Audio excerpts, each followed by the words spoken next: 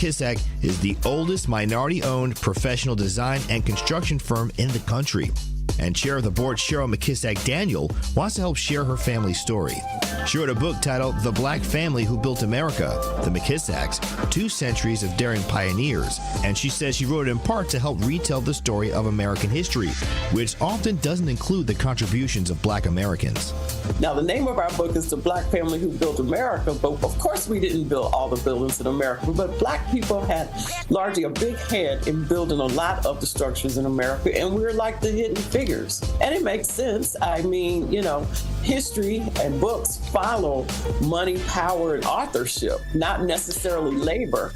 McKisac was recently named the next chair of the New York Building Congress. I'm Bloomberg's Justin Milliner on the Black Business Beat. Working as a dedicated Fidelity advisor, I always ask, what's important to you?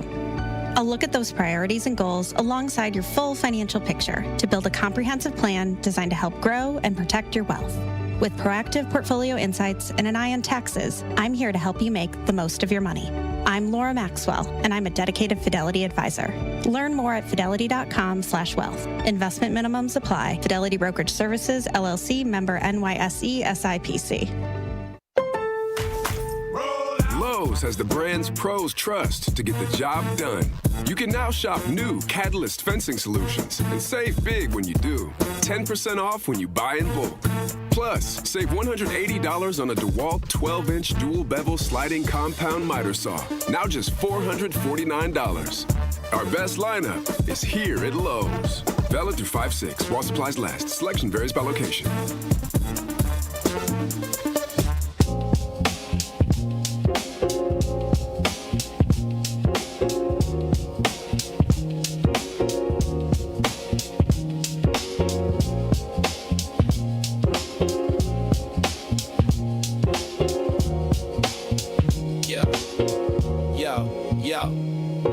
He steps to the mic with a boom, ping, ping. Wisdom sharper than a beast's fierce sting. Words like fireflies that light the night.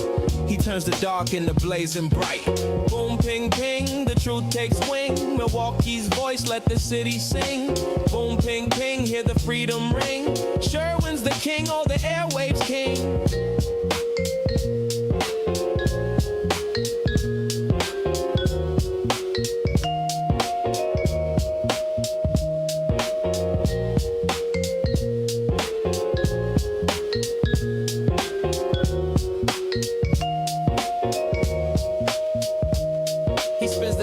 Shake the ground, unveils the truth where lies abound.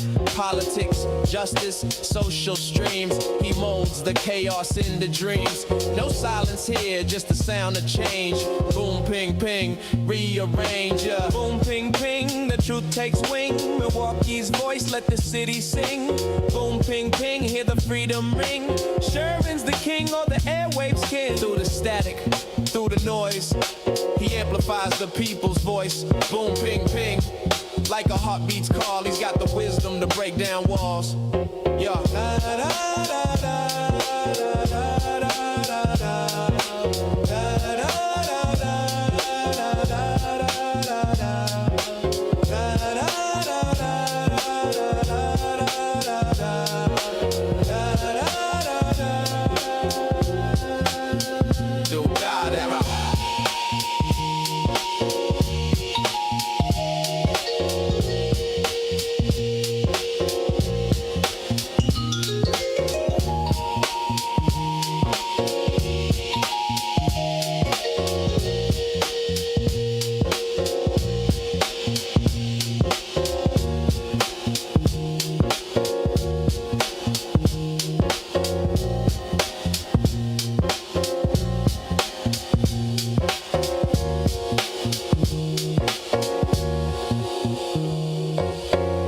Good morning.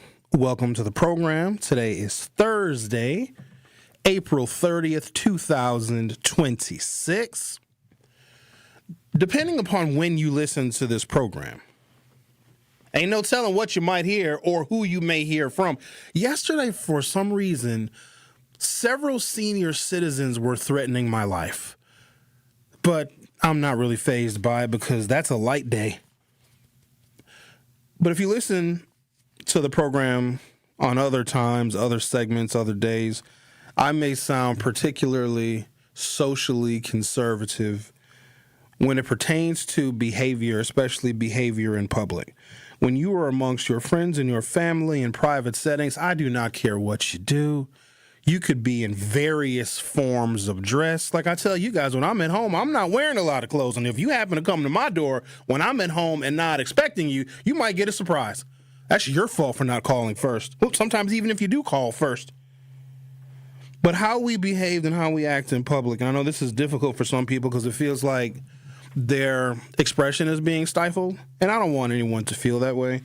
But because everybody is so different and everybody is so unique and we all have our own personalities and characteristics, sometimes in order for the public to operate in a reasonable and orderly fashion, sometimes you got to curtail some of your behaviors. I remarked maybe a week or two ago about, because I like to do these social experiments, because Milwaukee is just the perfect place for it, because we have such like deeply entrenched and ingrained social issues here. So I like to do things that are a bit unconventional. Oftentimes I regret it, but I'll have my Caucasian friends who are a lot of fun in controlled environments and dangerous in others. But when they invite me to hang out, they have zero problem inviting me to spaces in which they feel comfortable that are 99.9% Caucasian. And if I ever raise the issue that, hey, I don't really feel comfortable here, they're astonished that I won't and don't feel comfortable when I'm the only black person in a room in a social setting. And when alcohol is involved, the possibility for something to go wrong raises exponentially. And I may say to them, like, hey, I'm the only black person here. I don't really feel comfortable. And they get like hurt, like, oh, why would you think such a thing? You're fine here. No one's going to say anything. No one's going to do anything. And that's mostly them projecting because they feel safe in that environment. Fine. Fair enough. But then when the tables turn, and oh, how I love how the tables turn, and here's something to learn about life, ladies and gentlemen, the tables always turn. We got 2 terms of Barack Obama, then the tables turned, didn't they? And hell, they're still turning. I am going to give you some details on the most recent U.S. Supreme Court decision that has gutted the Voting Rights Act. It's complicated, and I had to find out like all the details of it, the interpretation of it, and then break it down in a way that can be like easy to understand, but I also want you to be able to share the implications of that as well. So I had to figure out a way to demystify it and make it like for laypersons, because I'm a layperson when it comes to U.S. Supreme Court decisions, et cetera. So I'm going to talk about that in hopefully some great detail. But then when I take my white friends to a majority black entertainment space, the look on their faces, and they say to me what I said to them, they'll say, Sherwin, am I safe here? And I joke around with them, because it's crazy, because if I'm in a majority white space and if I remark on my safety, because I've seen what drunk, angry white people can do to black people. I've read about it. It's in movies, especially if those drunk white people just happen to have an inordinate amount of rope and a pickup truck. Now, is that likely going to happen to me? No, but it's documented parts of history, so I'm aware of such things. But then when I take the white person, I say, come on, let's go to one of my spots. And they're all gung-ho about it. They have all this courage until they walk in and they look at me and they say, Sherwin, am I safe? And I respond to them the exact same way every time. I say, no, you're not. Can't guarantee your safety. In fact, if somebody wants to fight you, I'm just going to pull out my phone and record, and then they freak out. But there's these cultural differences I noticed, because when I took this particular person to a majority black space and then they realized they weren't going to get murdered and they started to loosen up and enjoy themselves, there seems to be a cultural difference, and there's a lot of cultural differences between the African American and the less melanated. And it's not necessarily bad. It's just we're different people, different cultures, different developmental environments. It's just different. One is not right. One is not wrong. They're just different. White people don't really have a concept of space. If you're in limited space, you can't start doing the Running Man. You can't start doing dances that require you to flail your arms. And so I found that very interesting. And I said all that to say this. I know it sounds like I'm rambling, but I'm actually going somewhere with this.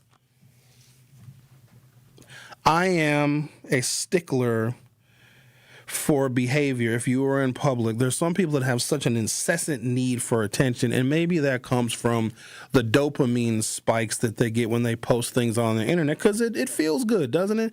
You post a picture, you walk away from your phone for 30 or 45 minutes, you come back, you've got 700 likes. That makes you feel some kind of way, like, oh, this is great. And people can get used to that kind of attention. But then when you go out in public and you seek the same kinds of attention, it can be troublesome, annoying, problematic, especially when it comes to African Americans. I'm always the first one to say that we should not be acting a fool when we are in public, especially when we are going into their establishments, because some of us, not all of us, some of us have these blinders on that if we have the money to afford whatever the restaurant is, whatever the venue is, and let's say it's a predominantly white space, maybe somewhere downtown, maybe it's in Fox Point, maybe it's in Bayside, maybe it's just somewhere in a predominantly white area where culturally our behaviors they're different. We think, not all of us, of course, but some of us think because we have the money to afford the drinks, the food, that we can act and behave any old kind of way. False equivalency. When you are going into one of those places and spaces, there is a culture that you are walking into. Prices be damned. And if you're going into a particular place that might be what we call a little highfalutin, sophisticated and classy, you can't be loud, you can't be obnoxious, you can't be boisterous, and you certainly don't need to show off. And a lot of this comes from a very deep-seated insecurity that African Americans think that we're just not good enough. So we want to have all of the eyes on us. Not, again, it's not all of us, but those of you that are familiar with this city and going out, maybe even in other cities, you know exactly what I'm talking about. So it's not all of us, but it's always us. Acting a fool, being ridiculous, being obnoxious.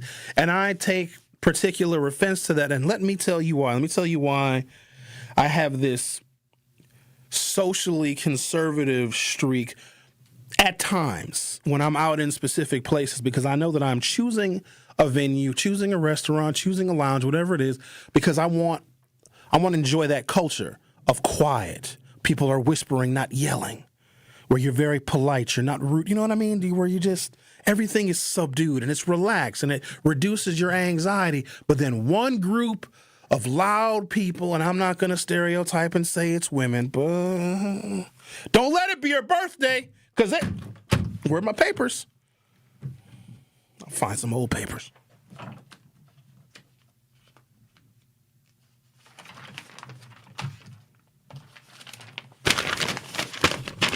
gotta have my papers to crumple up. Oh, thank you, Xavier. Thank you very much. Oh, it's only one papers. All right, this one is gonna get shredded, especially because you're giving it to me at 9:14. This one ain't gonna make it till 11 o'clock. All right, then. I might have to. If it's her birthday, everybody has got to know. This is where it comes from. I'm going to share something with you on the other side, so I'm going to take a break. The way they used to humiliate black people during the Jim Crow era, I've never experienced it, but the lineage of my family has. In fact, I'm the first one in the first generation of my family that has not experienced a particular kind of humiliation during the Jim Crow era. And it's not, this is the white person's water fountain, this is the black person's water fountain. I'll be honest with you. Even looking through my lens that I have today, being born post-civil rights marches, all the legislation was signed, and I had federal protections when I was born. So I don't know what that previous world was like, because I was born into, first generation of my family, born into having all of my rights and all of my rights protected my civil rights, my civil liberties, and my voting rights. When I was born in 1975, I had all that stuff, so I don't know what the world was like. I don't have any specific subjective experience with the Jim Crow world, but my family does. And the humiliation isn't just, oh, you got to sit in the back of the bus. You know where I sit now when I get on I don't sit on the front of the bus. I go to the back. I don't care if the water fountains, and I'm looking through my lens right now, if the water fountains were segregated, this is the black water fountain and the white water fountain, I would want to drink from the black water fountain because I wouldn't necessarily trust the white one. Because the whites might have something in their water that makes them gay. I don't know that. I'll stick with the black water fountain. So that kind of segregation wouldn't bother me. But there was something else that they did to us that was humiliating. And so I am very cognizant of how they used to humiliate us. And so I feel some kind of way when we go out in public now and humiliate ourselves, because I know that some time ago they would humiliate us. I'm going to explain this in more detail on the other side, because there was something that took place during the Jim Crow era that we don't even talk about because it was so embarrassing. But I'm conscious of it. That's why I'm a stickler for our behavior when we go into their spaces. We should not be acting how we act when we're with our friends, when we're at home, when we are in our spaces. When we are in our spaces, black folks can act like black folks act because it's not out of the norm. It's accepted. It's appreciated. It is even encouraged. But when we go to their house, just like you got to take your shoes off when you go in certain people's houses. You have to, or you can't come in. You understand me? I'm going to share something with you on the other side, which is a guiding light for me whenever I am in a space that culturally was not curated nor developed for me. You're listening to The Truth with Sherwin Hughes on 101.7 FM. I'll be right back. Don't touch that dial. The Truth with Sherwin Hughes will be right back on 101.7 The Truth, The Truth app, and 101.7thetruth.com. I travel all around the world, Dr. Ken, and when I tell you, based on my experiences, this is like the number one country that cares. Like, everything is about money. Yep. Everything. This is The Truth Unfiltered with Denise Thomas and Dr. Ken Harris. I've told people in the past, you have to be careful of what you complain about and what you use as a tool, because other people will take it and use it in the wrong way. Sundays starting at 7 on 620 WTMJ and Mondays at 6 on 101.7 The Truth. You're a hard worker.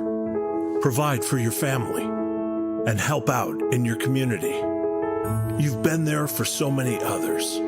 But when life challenges you, when rising costs, unexpected repairs, medical bills, or simply a rough stretch make it hard to keep up on a limited or low income, you're not alone. Your local Wisconsin energy and emergency assistance providers are here for you, working together to keep you safely in your home and your heat and power on. If you're struggling with high utility bills, facing a disconnect notice, or dealing with a furnace emergency and your limited or low income isn't enough, support is available. Visit www.heat.help or call 1-800-506-5596 to apply for a hand up. The Truth with Sherwin Hughes returns after this on 101.7 The Truth, The Truth app, and 101.7thetruth.com.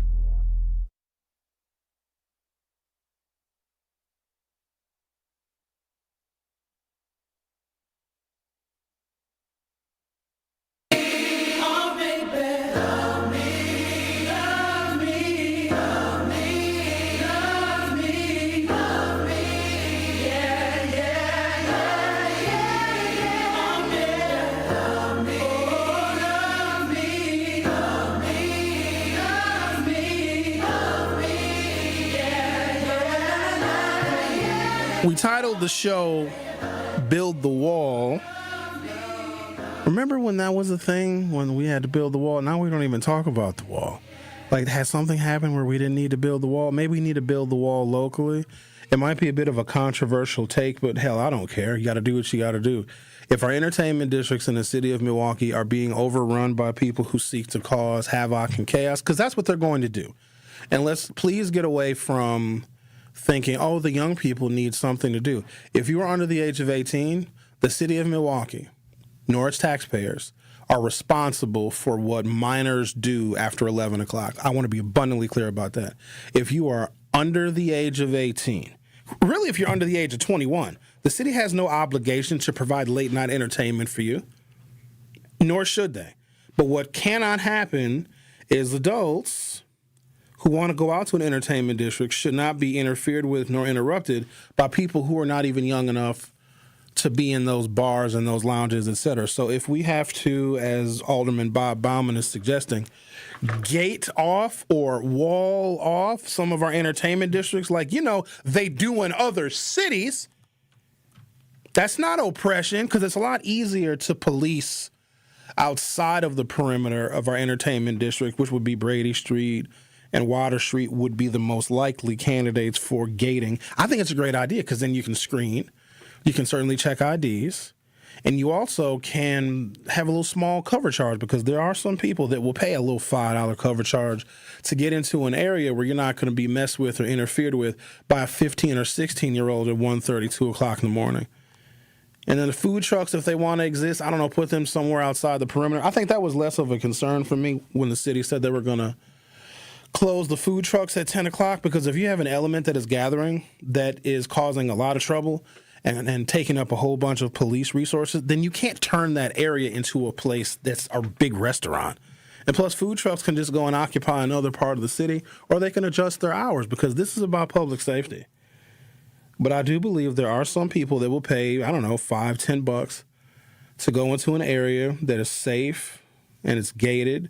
You know that everybody is 21. And some of that money can go to the additional security costs. They do it in other cities because they found out that is how you can keep an element that shouldn't be mixing with grown folks anyway. But I want to reiterate, the city of Milwaukee is not responsible to provide entertainment to children. Parents are. We're also forgetting or excluding the fact that a lot of these kids don't have parents. We always say, where are the parents? The parents need to be more involved. They would do better in school if the parents were involved. Hold on, stop. Some of these kids are straight up homeless. They've been kicked out of their parents' houses, and they're living at this friend's house, or from couch to couch. So some of the kids are homeless. That's a real thing. Now, we don't ever talk about that because we think that, somebody is taking care of these kids. No, they're not. A lot of them are neglected. If you got a mother that works back-to-back second and third shift jobs, she has no idea where her kids are, nor can she keep up with them because she's got to work to pay the exorbitant barada rent. So some of these children have no parents and they are homeless, and the city of Milwaukee cannot be in the business of babysitting those children. We're not here to provide entertainment for motherless and fatherless children. I know that sounds harsh, but come on now. We treat some of these 13, 14, 15-year-old kids like they're babies. We infantilize these kids like, they're just babies. These kids will blow your brains out. And I hate to have to say it, but also would hate to have to report on one of you getting your brains blown out. Do you understand me? The most humiliating thing to me, even though I didn't experience the Jim Crow, the kind of racism that I experienced was so covert, other white people would have to say, hey, Sherwin, that person is racist. Because it's not always blatant. It's very... And white people speak in this code. Like, they have code names for us. They can't use the N-word. They'll call us other things. They might call us, black feller. And other things that they may refer to black people as that don't really sound offensive, but they are. Had a white friend tell me probably 25, 30 years ago that when they want to refer to black people, they call us Canadians. Oh, man. These damn Canadians, they just keep coming down here and they're coming to our shops and our stores. And these Canadians, they steal a lot. You would never think in a million years, unless you're really good at context, that they were talking about black folks. So sometimes they'll use code that we may not be familiar with. Another way in which code is used, there are no bad racial slurs for white people. None. And we use racial slurs that we as black people think are bad. But you got to explain to a white person what the racial slur is. And if you have to explain it to them, it's not harmful. The N-word stands alone because when a black person is called the N-word with the hard ER ending, we know exactly what that is. You call a white person a peckerwood, they're like, what's that? I don't need. When you call a white person a colonizer, that is a gentle reminder that they took land and did whatever they wanted with it and did whatever they wanted with and to the people on that land. That's not a slur. I would actually find it kind of sweet if somebody called me a colonizer. I'm like, oh, thank you, even though I only own one house. Yay for me colonizing.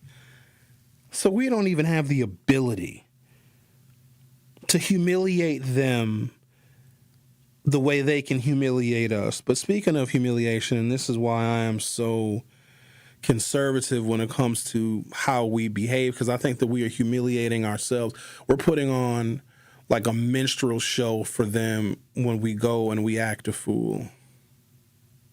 During the Jim Crow era, white-owned retail stores frequently, almost universally, prohibited African Americans from trying on clothes, shoes, and hats, even though they would welcome us into retail stores. So think about like Durant, Mississippi in 1958. Little small, little downtown area, little shopping district. You got a shoe store and a place where ladies can get fine dresses and gentlemen can get suits and hats. And then you've got a little shoe store and you might even have a shoe store for children. Imagine that. Late 1950s, Alberta, Georgia, some little small southern town. So the rest of the town would be segregated because we're in the Jim Crow era. So water fountains are segregated, public restrooms are segregated, and also keep in mind, sometimes there were no restrooms for African Americans to use because they weren't always obligated to have a blacks-only bathroom. They were obligated to have male and female. I need you to understand this now. If you were out in public, you had to use the bathroom before you left the house. And I don't know if all parents say this, but I know that black parents do, especially black parents that grew up in the Jim Crow South. Use the bathroom before we leave. And I think that that just becomes like a part of their experience they want to share with their children because they know back in their day, once you left the house, there was no place for you to use the bathroom. That's humiliating to me. But here's the worst part. Retail stores weren't segregated. Yesterday we played a clip selling to the Negro. Like they would train their salespeople on how to sell things to black people, like clothes and shoes and apparel. But here's the thing. We would be welcome in the stores, and they would be reasonably nice to us because they want us to spend our money with them. But we weren't allowed to try on the clothes. Because if an African American wanted to try on a sport coat or a pair of dress pants, or if a black woman wanted to try on a dress because she's got an event coming up, or it's Mother's Day, or she wants a new church dress for Easter, they would not let her try it on because the dress and the clothes that we would try on, they would say were contaminated. Let me do you one better.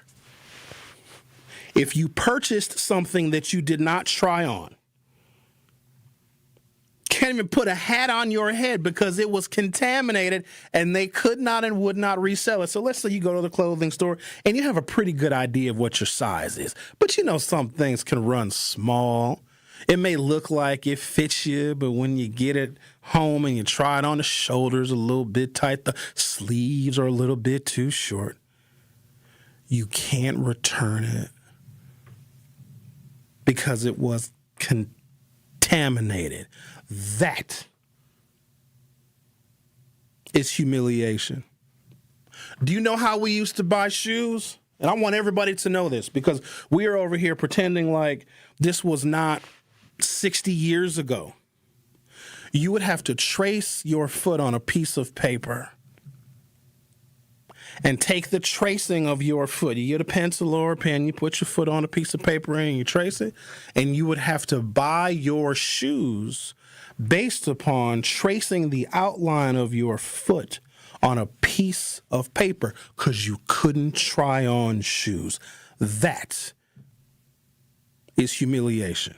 And if you bought the shoe, because it looks like the shoe fits pretty decently on that outline tracing of your foot, and it looks like it fits okay, and you buy the shoes, lo and behold, your big toe is squished a little bit, your little pinky toe is all folded up and crunched up on the side of your foot because the shoe does not, in fact, fit. Guess what?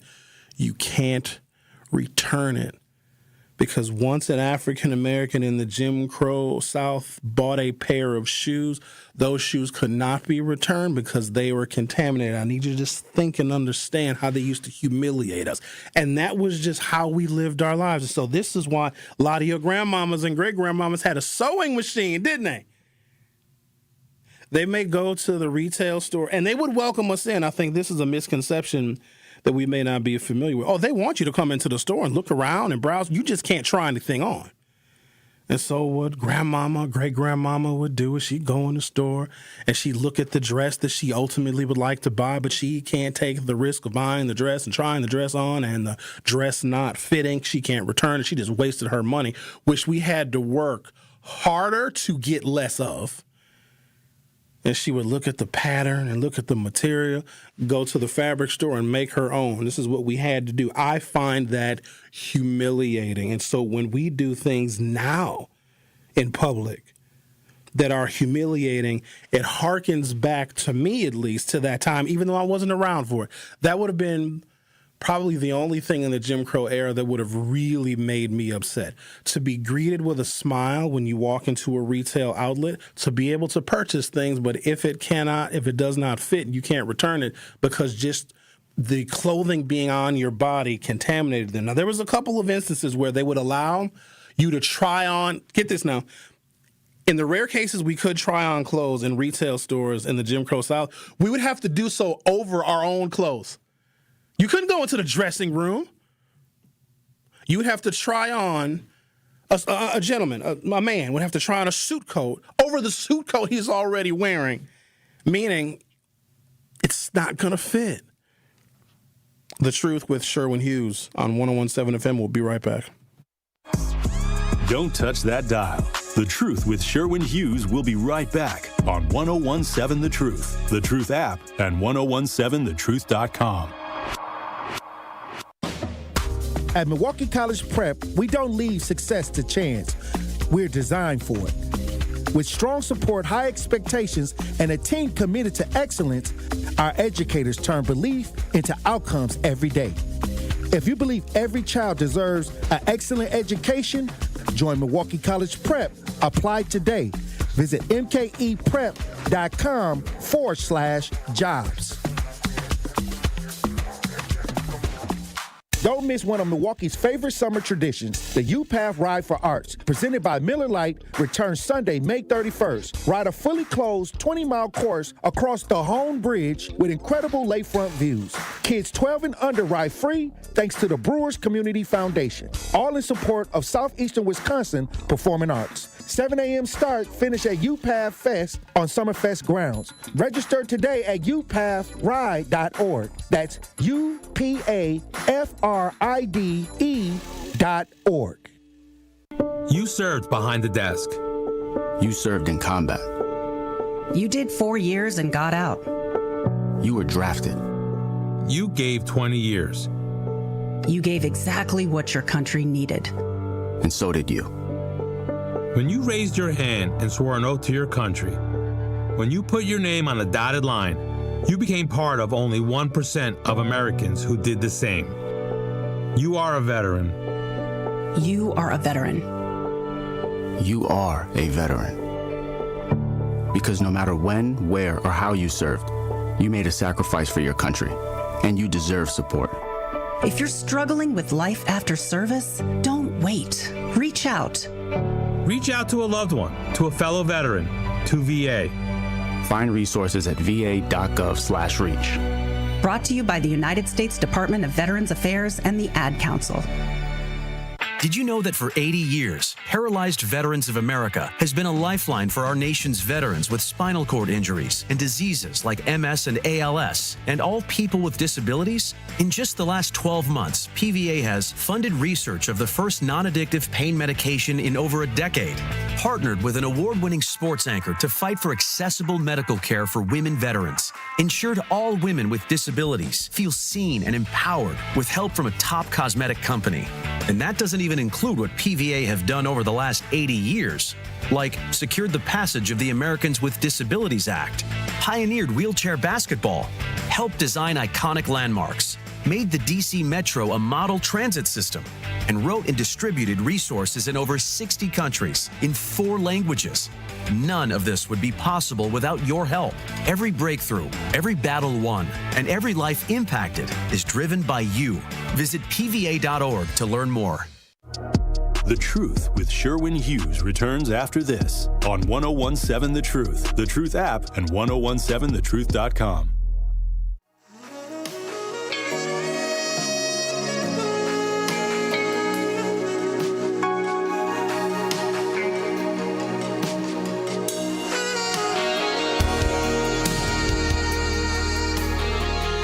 Our phone number, if you want to text, call, provide unsolicited advice that no one wants to listen to, is 833-212-1017.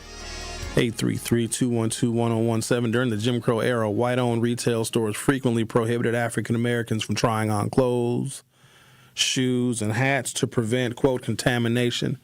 According to the Jim Crow Museum, Black customers often had to know their exact sizes, trace their feet for shoes, or buy items without returns.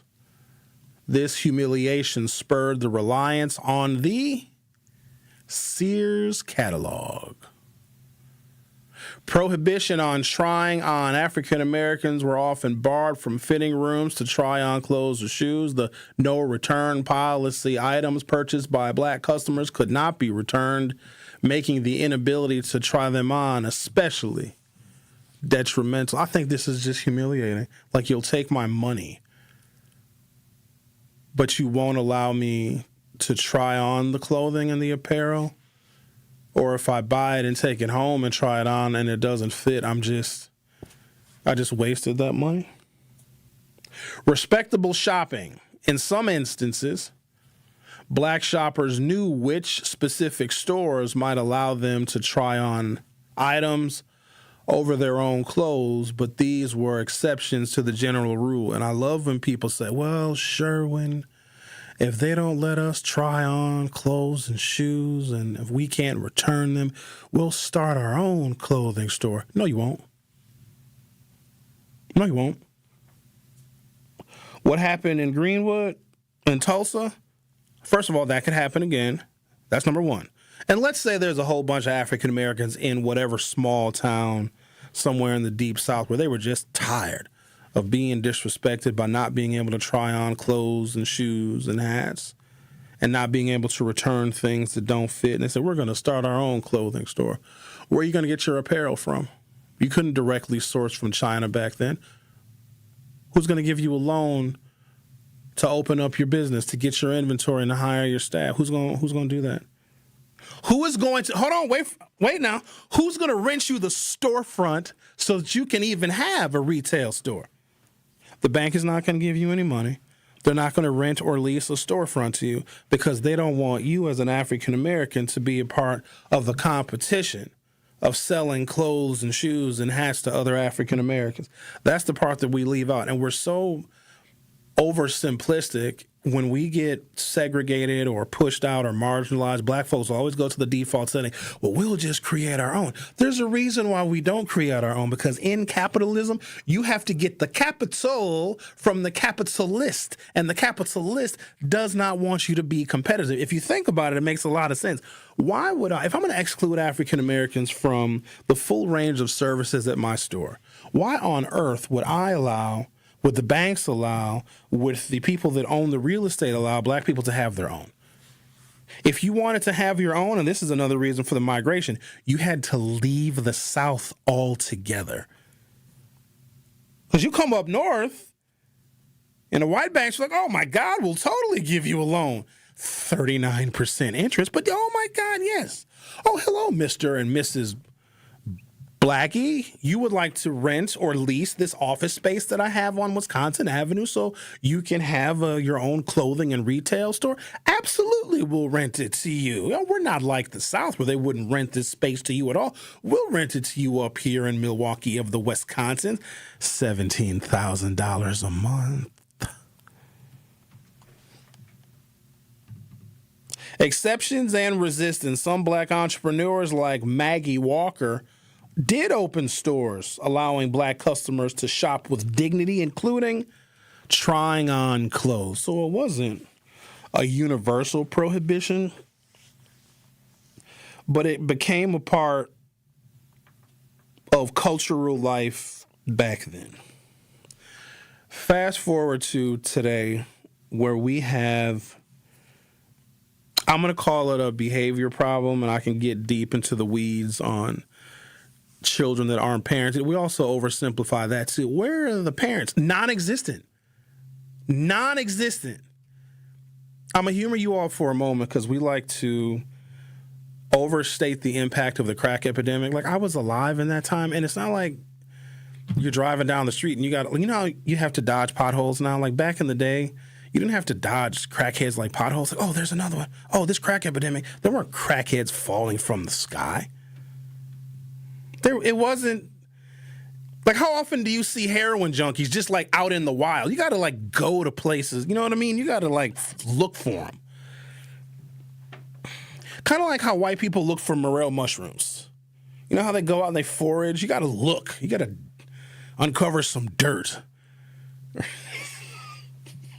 They weren't everywhere. But what did happen at that same time is the American economy was changing, and where the service industry jobs that were replacing the factory jobs required a parent, let alone a single parent, to work more and to certainly be employed full-time. Even if there were two parents, those parents had to be out in the workforce. And so you're just not there. Like, my generation we were latchkey kids.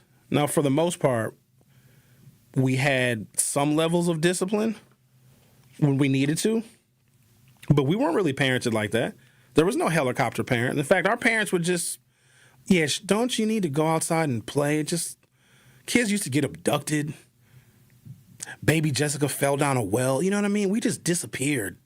Our whole generation if we left the house, I don't know, 60-40 chance we'd never come back. Our parents were, where are you? Where are you going? Maybe if we were going to a friend's house, our mothers and fathers were like, leave a phone number of the house you're going to go to in case we need to call you and, get a hold of you. And sure, we would do that. But the friend whose house we were supposed to be at would always have an older sibling who would answer the phone and pretend to be the parent. Oh, yeah. Sherwin is here. They're in the basement playing Atari 2600. I probably was nowhere near that house. But a lot of these kids are not parented, because we also got to talk about another uncomfortable truth, because I'm trying to explain what people are seeing, because we always oversimplify everything. Like, if the parents just get more involved, or, if black people are feeling marginalized or discriminated against, just go and start your own business. The only thing that we really sell in this city is barbecue dinners. That's a terrible thing to say, but we'll sell you a plate of macaroni and cheese, collard greens, candy yams, and some oxtails out of our kitchen. But as far as starting a retail outlet, that's a little bit more complicated. A lot of these parents didn't want kids. They didn't want to be parents. And you can't automatically assume that a poorly timed, unplanned pregnancy is automatically going to make that mother or that father become incredible, attentive, loving, caring, sacrificing parents. It does not work that way. It's some women that find out that they're pregnant and start crying immediately, and those are not tears of joy. It's like, what am I going to do?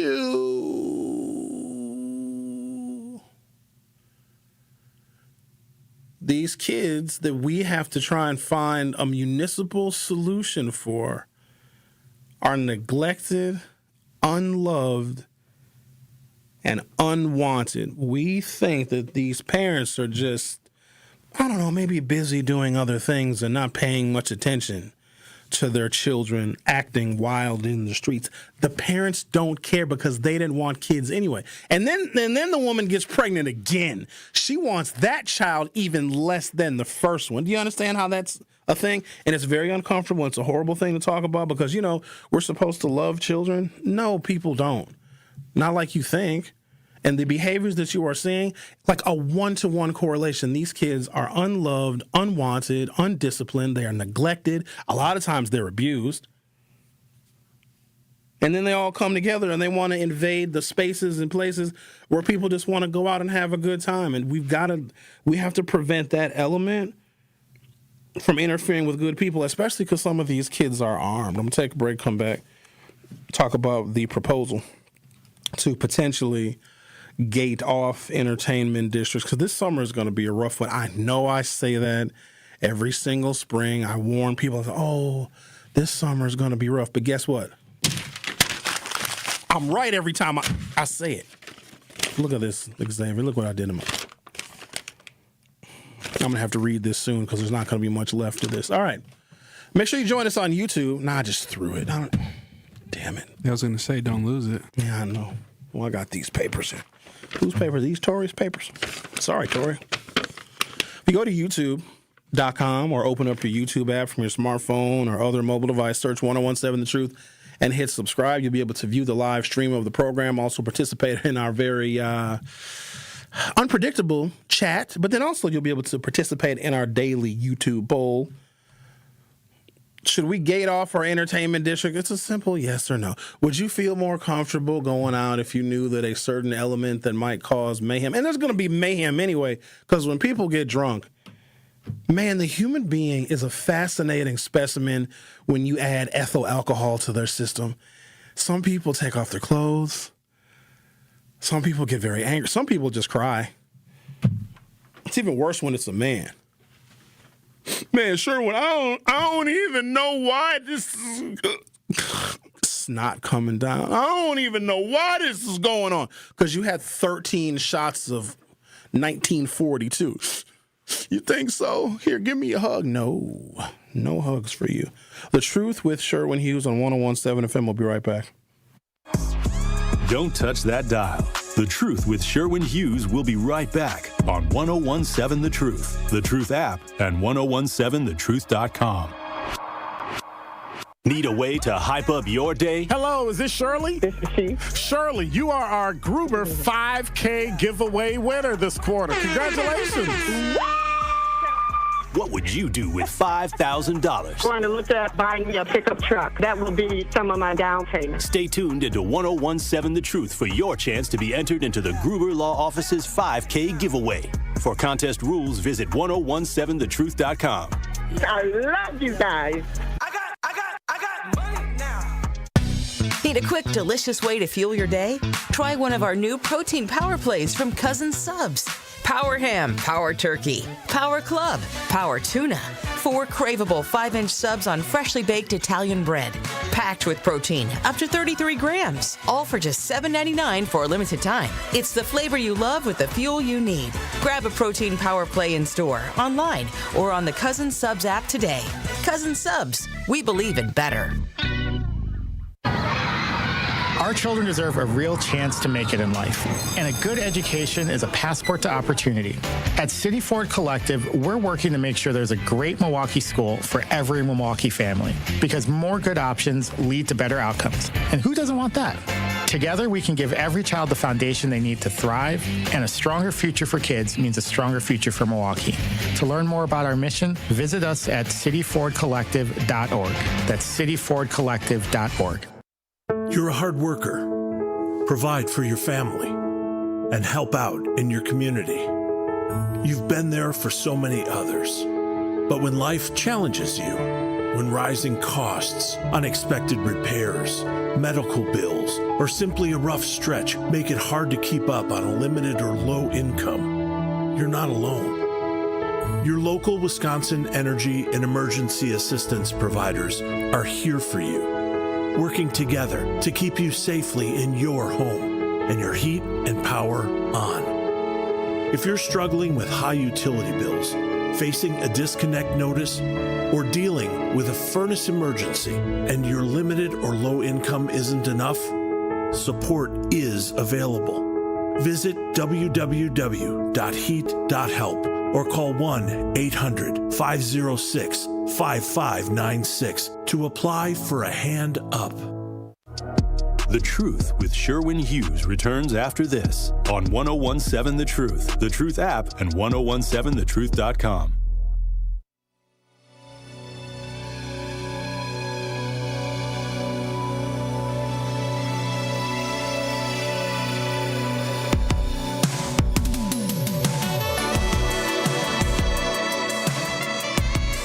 Linda wants to know, and I know that she wants to know because she says via the YouTube chat, Sherwin, I have a question. Where are the white kids? Where do they go?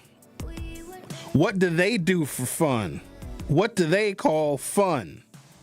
First of all, Linda, why the hell are you asking me? I'm a 51-year-old black man doing a radio show. I don't care where the white kids go. Here's a better question, Linda. Where did you go as a teenager? Think about it. If you were over the age of 45 and your parents were attentive and you wasn't out there wild, where did you go? What did you do? Right? If I had to guess, and first of all, it's not all white kids, it's not all black kids, and then she goes into a trope like black people usually do. Do we seriously think that all white kids are loved? They're quiet for a reason. I think that white parenting culturally just looks a lot different. I think per capita, you probably have more helicopter parents. I think you have more white parents that are paranoid about their children being out in public at all. You got more white parents that are paranoid about their kids even getting a damn vaccine. They keep their kids at home. Or, where do you think teenagers go? They like hang out in like a parking lot, a park closed at 10 o'clock. That's when they need to be going home anyway. They go bowling and they go to movie theaters. Maybe there's video game arcades. I know there used to be. I have no idea. But that's where teenagers go. And then when the bowling alley closes or when somebody's parents come to pick all the kids up in a minivan, then they all go home. But they also have a home to go to where they might feel relatively safe and secure. We might be underestimating the fact that a lot of black kids' home is not a fun place. It's not safe. There's no food there. We don't think about those things. And if the kid generally feels unloved at home, they would rather be in the streets because the streets provide excitement. But they go bowling. Personally, and this is a personal choice. I don't mean to offend anyone with my personal choices, but for some reason I do. I absolutely hate bowling. It's just stupid. You know, Milwaukee is like we used to be like the bowling capital of the world. We used to have a television show called Bowling with the Champs. It was a primetime television show where bowling is boring to watch. So is golf. It's just, now I'll golf terribly, but I'll go out there because being out on a golf course, it's beautiful. It's very nice. It's very nature-like. You hear the birds chirping. And also, golf carts are fun. They're little motorized go-karts that, again, my opinion, they don't go nearly fast enough. Now, I don't know about you all, but on the occasions that I golf, in fact, I have some golfing I'm going to do this summer, so I'm going to be taking a day off here or a day off there just to get on out there and to be in nature and to swing the golf clubs just a little bit. But it's also a great time in which you can enjoy a beverage because there's a girl, always a girl, not all girls, but always a girl, that'll come around, she's wearing a little tennis skirt, a tight-fitting top. Hi, gentlemen. Would you guys like a drink? We have brandy and vodka, and for you blackies, we have cognac and Hennessy. Would you like a drink? And she's the drink cart girl. And if she knows that your group are some drinkers, she'll lurk. She'll just follow you. She'll hide behind trees in her golf cart. And she'll see that your drinks are starting to get a little low, and she can hear the ice clinking around in your plastic cups, and then boom, she swoops in with another beverage. And then, after, I don't know, the 6th or 7th hole, you're out there with your boys. You've all had a few because the drink cart girl just won't leave you alone. Then your golf carts become bumper cars. I'm not saying that I participate in that, but I'm going to tell you this much. If I'm on the golf course and one of my friends that I'm golfing with rams my golf cart, well, I can't let them get away with that. Why would I let them get off scot-free? Not only am I going to return the favor, I'm going to wait until they're about to tee off, because I will lurk too. And it's just as they're about to tee off, I will ram my golf cart full speed into the ball they're about to hit. And if I happen to run them over, well, then that's just a part of the game. The Truth with Sherwin Hughes will be back for hour 2.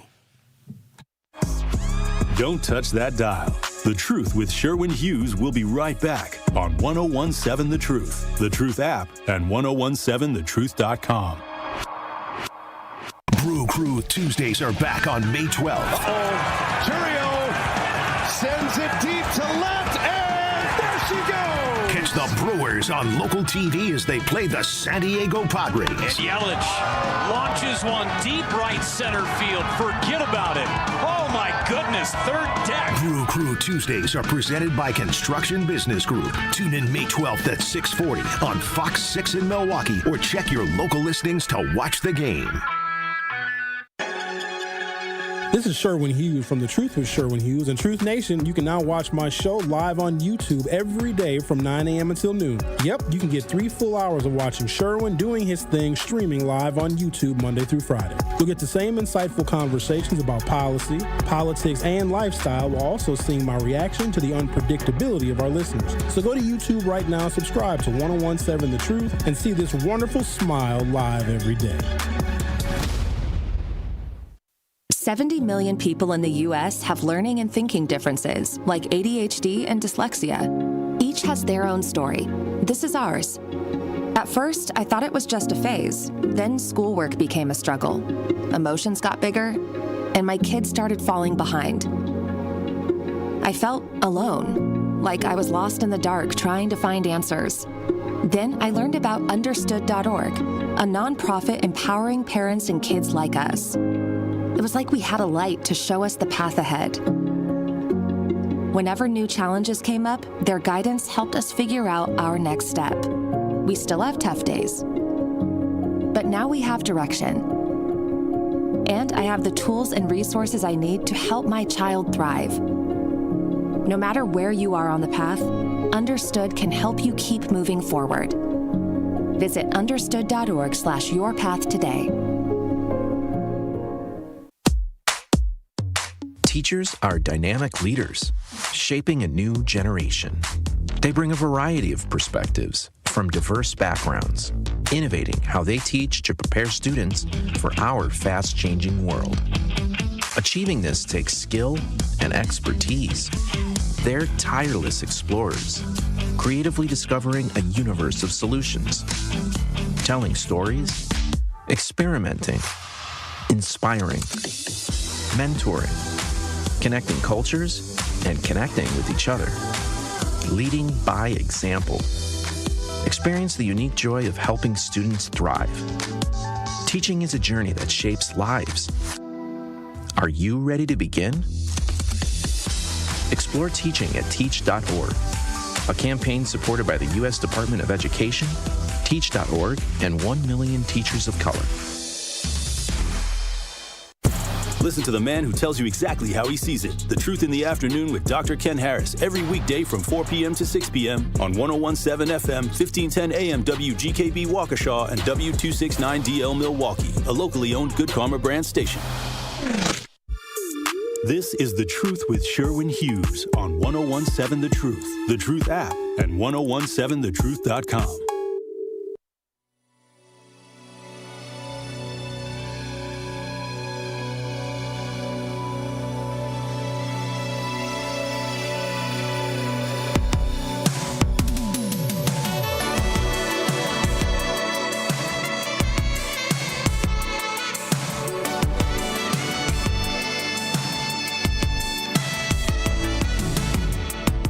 Welcome to hour 2 of The Truth with Sherwin Hughes. I wanted to read some of these comments. Who is this person? Vagabond, and then a whole bunch of consonants. Me too. I don't like bowling nor golf either. Both are boring. Okay, golf is a little nicer because you're out in nature in the fresh air. I like ice fishing. And going to comedy shows. Those are, well, sure, comedy shows, but they're not frequent. Are they? I don't like the fact that the Milwaukee Improv is in Brookfield. You shouldn't be allowed to call yourself the Milwaukee Improv when you're in Brookfield. Brookfield is in another city. It's like having a bar in Sheboygan and calling it Wauwatosa. It's not Milwaukee.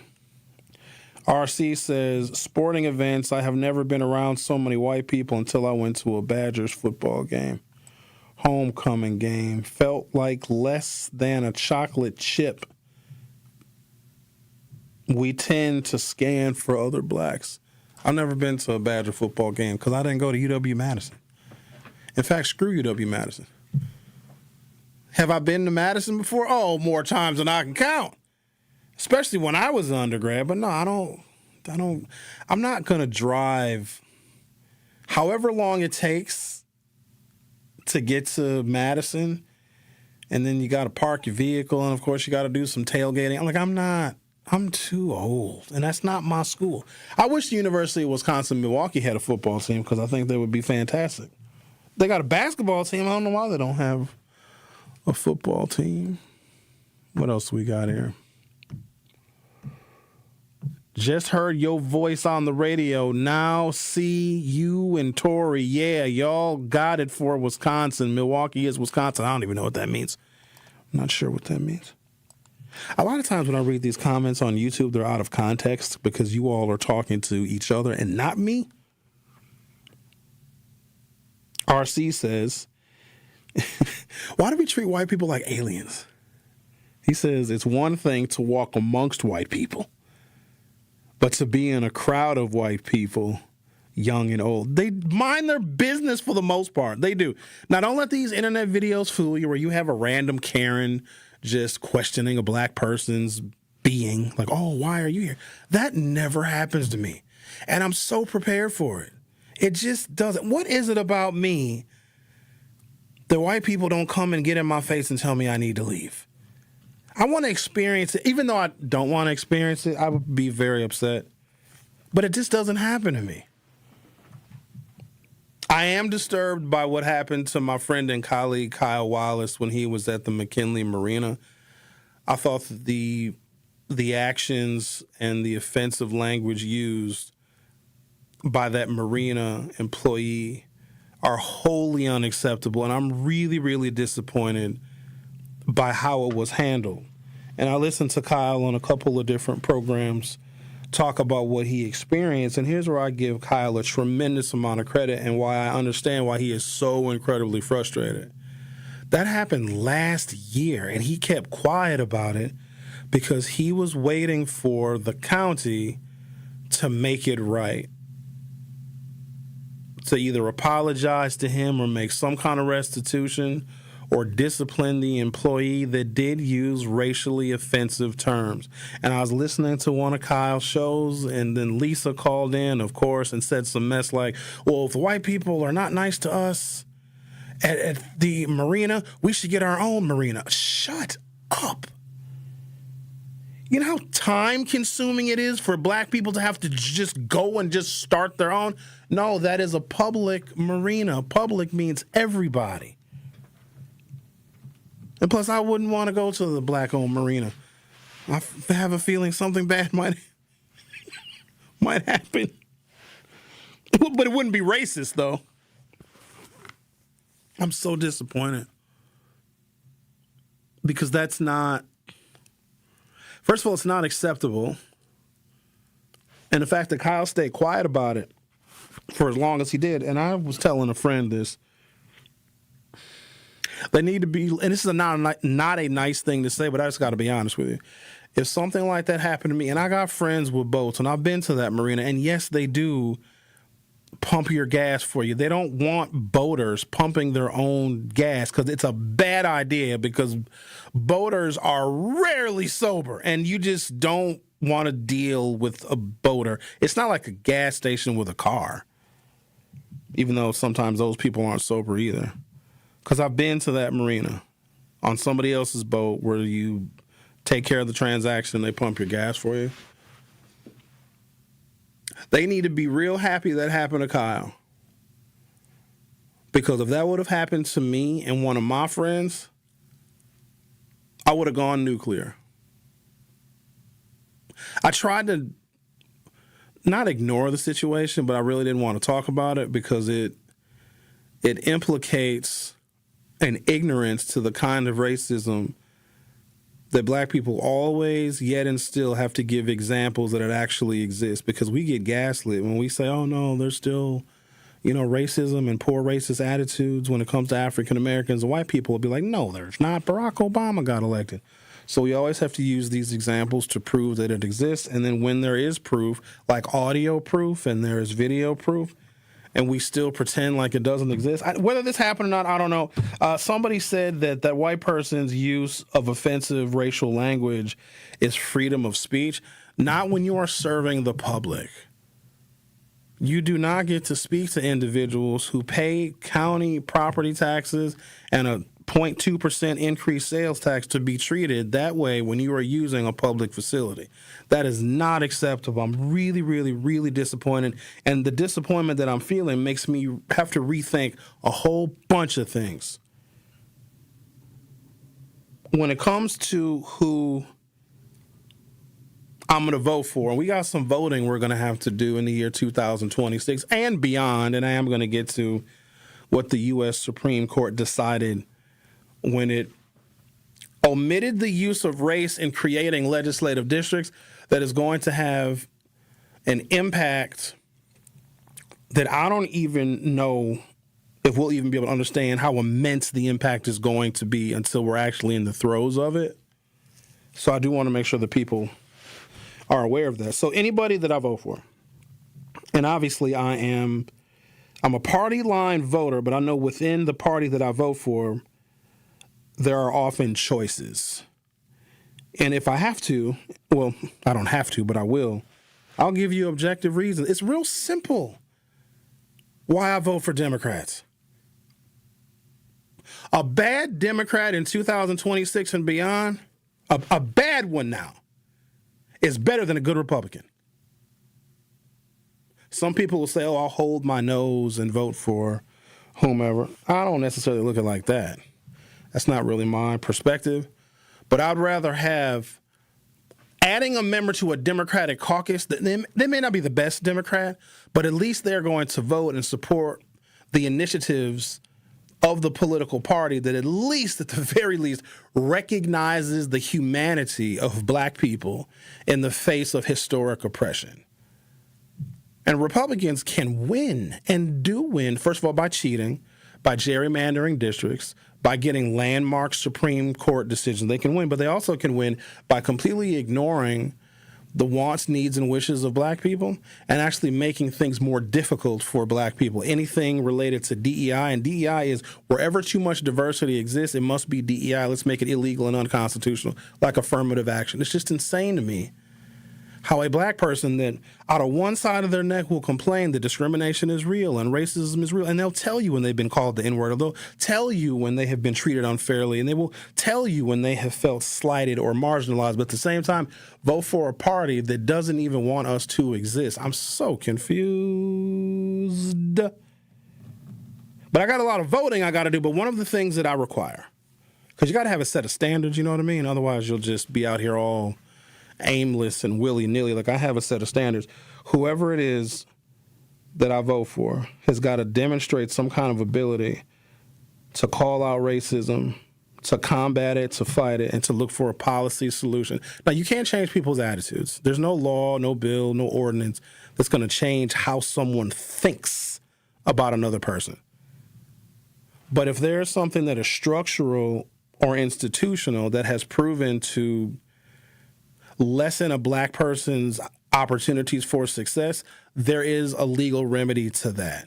And whomever I vote for, especially when racism is obvious and blatant, and if it exists within their purview or their administration, let me be real clear.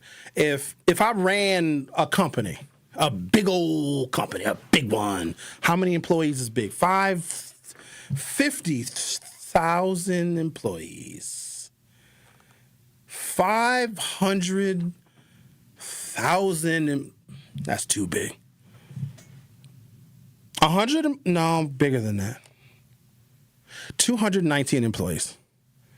On any given day, 180 people are actually at work, but I have 219 employees at Sherwin Incorporated, Sherwin Inc. Fortune 500, no. Fortune 1, no. Fortune 50, Fortune 10 company, Sherwin Inc., with 219 employees. And if one of my employees at my Fortune 5 company treats a customer, a vendor, a contractor, or a subcontractor unfairly because of their race, denies them service, uses racially insensitive language, I'm going to take pride in looking you in your face and telling you to get the hell out of my company. I'm going to look you in your face like a man. And I'm going to say, look, what you did may be acceptable where you're from, but it's not acceptable here. And I'd walk them on out. I just might even hook my arm into their arm and just walk them out to their car. I would take pride in that. It is the least you can do.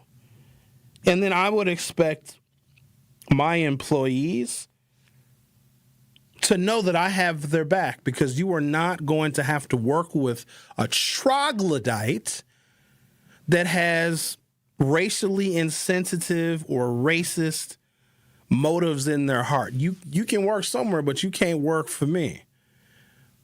And so if I'm going to vote for a candidate, and this is a hard boundary, I want to know what you did, what action you personally took when someone who is a blatant and overt racist and treats someone black unfairly, and there's evidence to prove it. If you don't take decisive action, then you simply cannot fight for me, and you won't get my vote. Now, you're going to get somebody else's vote, absolutely. There is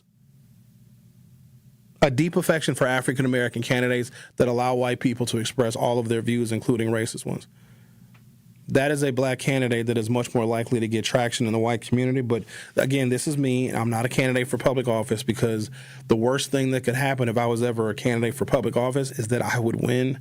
I would not want to cater to white people to get in public office. Sometimes you have to, and that's why I'd be disgusted.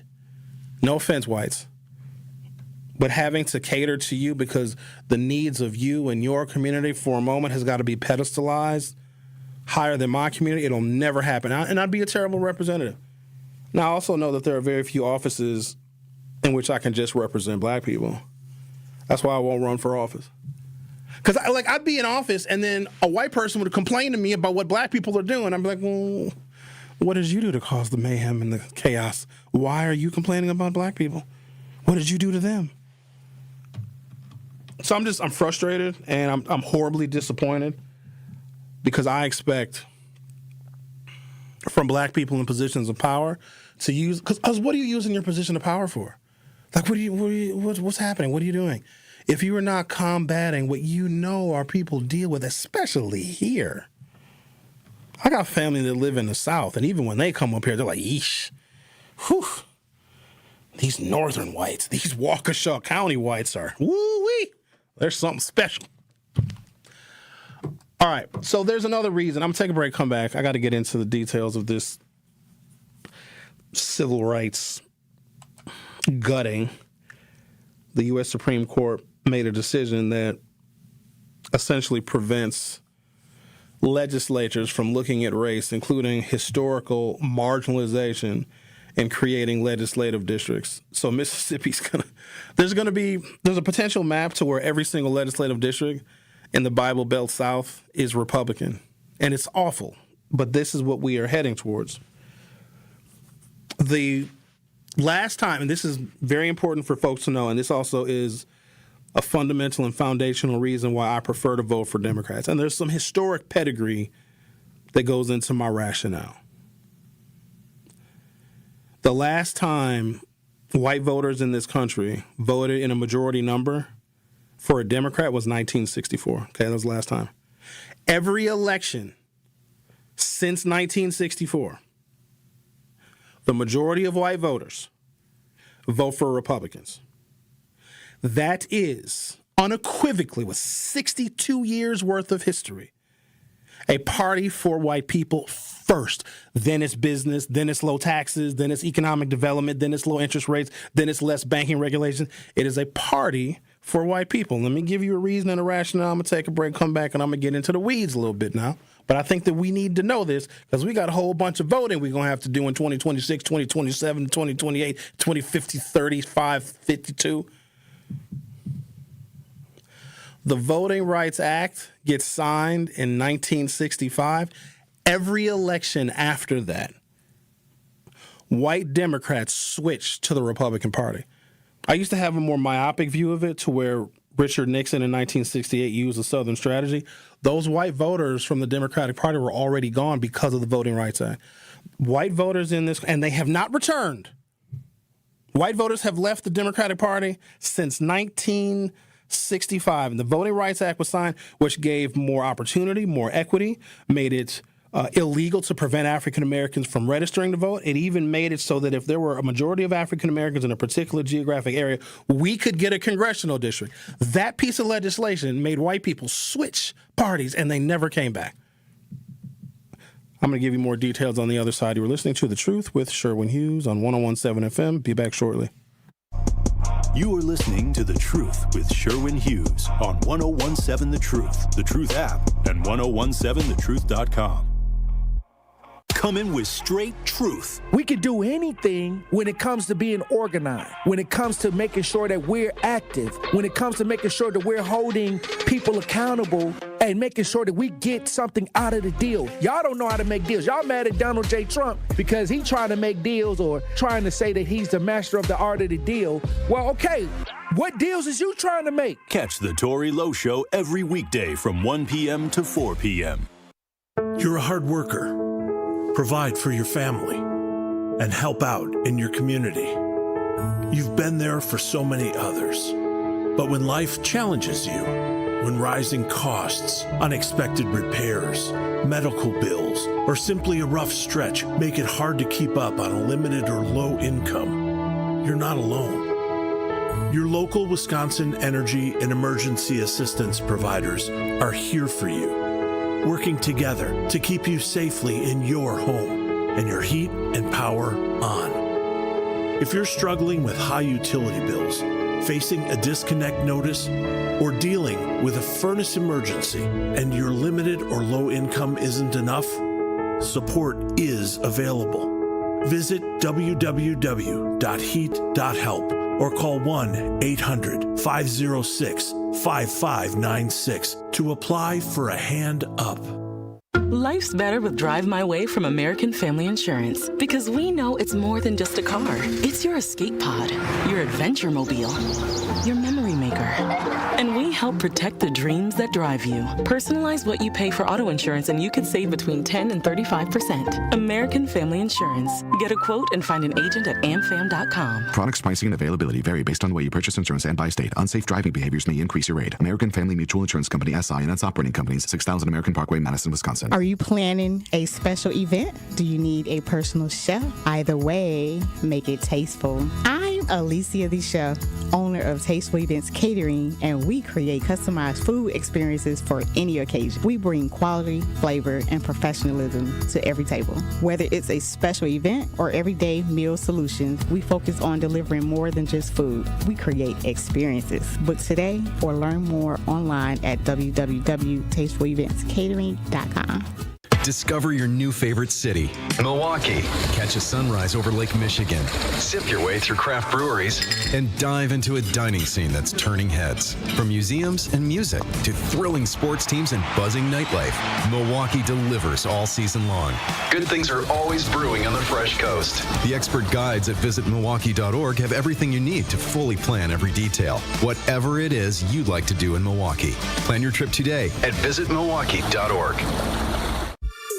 This is The Truth with Sherwin Hughes on 1017 The Truth, The Truth app, and 1017thetruth.com.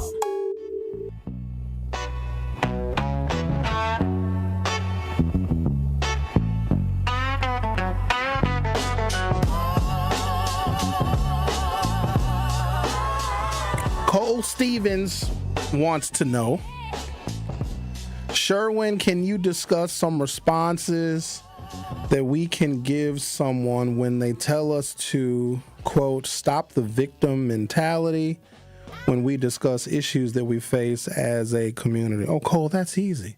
Stop discussing with them.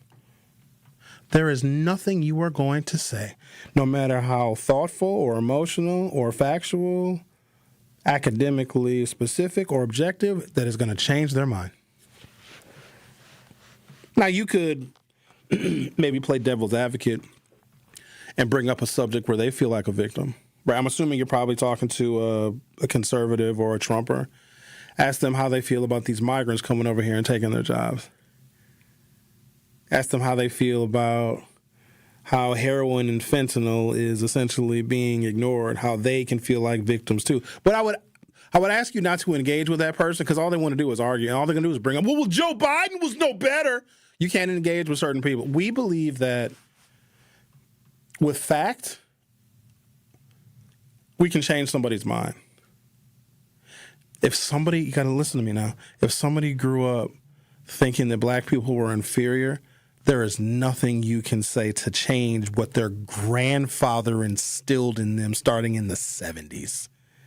Don't even engage with them because all you're going to do is upset yourself. Unless they're coming to you to genuinely learn, if someone is going to equate those who are oppressed with having a victim mentality, that's just not somebody you should be talking to at all. You got to learn that lesson the hard way. Don't let them suck you in because it's like bait, and then nobody wins. You're just going to end up being frustrated, and then you got to say stupid stuff like, well, I guess we're just going to have to agree to disagree. I don't agree to disagree because sometimes people are just wrong. Like, I'm going to agree that you're wrong. But yeah, Cole, I'm sure you were expecting some great philosophical response from me. But if someone says we have a victim mentality, then if anything, don't white folks have a victim mentality? Because they're afraid we're going to, vote and push them into extinction. that we're going to oppress them if we get political power like they oppressed us? Why were they so resistant to giving full rights and full citizenship to newly freed slaves? Why slave masters really did have to sleep with one eye open because they were afraid of being the victims, and I would argue that they still are. But yeah, don't engage with somebody that wants to, talk about the victim mentality, whatever. Tell them to kiss your butt. What if they're black? Even worse, don't even. Because there's nothing, we seem to think that we can convince people. You can't. There's already enough like-minded people that are on the right side of history to where, why are you the one to give the explanation? If they don't know how victimhood is created, then you're dealing with someone who is completely benign to history. I also know that a lot of people just have no clue. We were in school minimum 13 years. Some more than that, right? But minimum, compulsory education means you graduate from high school. What did we learn? I guess phonics. Who taught me how to read? Was I reading already when I got to school? They had to have taught me something. Well, there was some math. There was some algebraic equations in there. I guess I had to read some books. I had literature classes, and imagine being in America and taking a class called English. But what the hell did we learn? I know my history classes were boring because my teachers most of them were stupid. I had a very good history teacher, though, Mr. Civic. He's cool, dude. But the rest of them sucked for the most part. They didn't make it engaging. And you got to take a stupid test, and it's basically just memorization. That's all it was. 1964 was the last majority white Democratic election. Just sit in that fact for a second. Now, here's what's going to happen. Your white friend is going to say, not me, Sherwin. I vote for Democrats. They're going to tell you they voted for Kamala. I don't think they did. They're going to tell you they voted for Barack Obama. Maybe they did.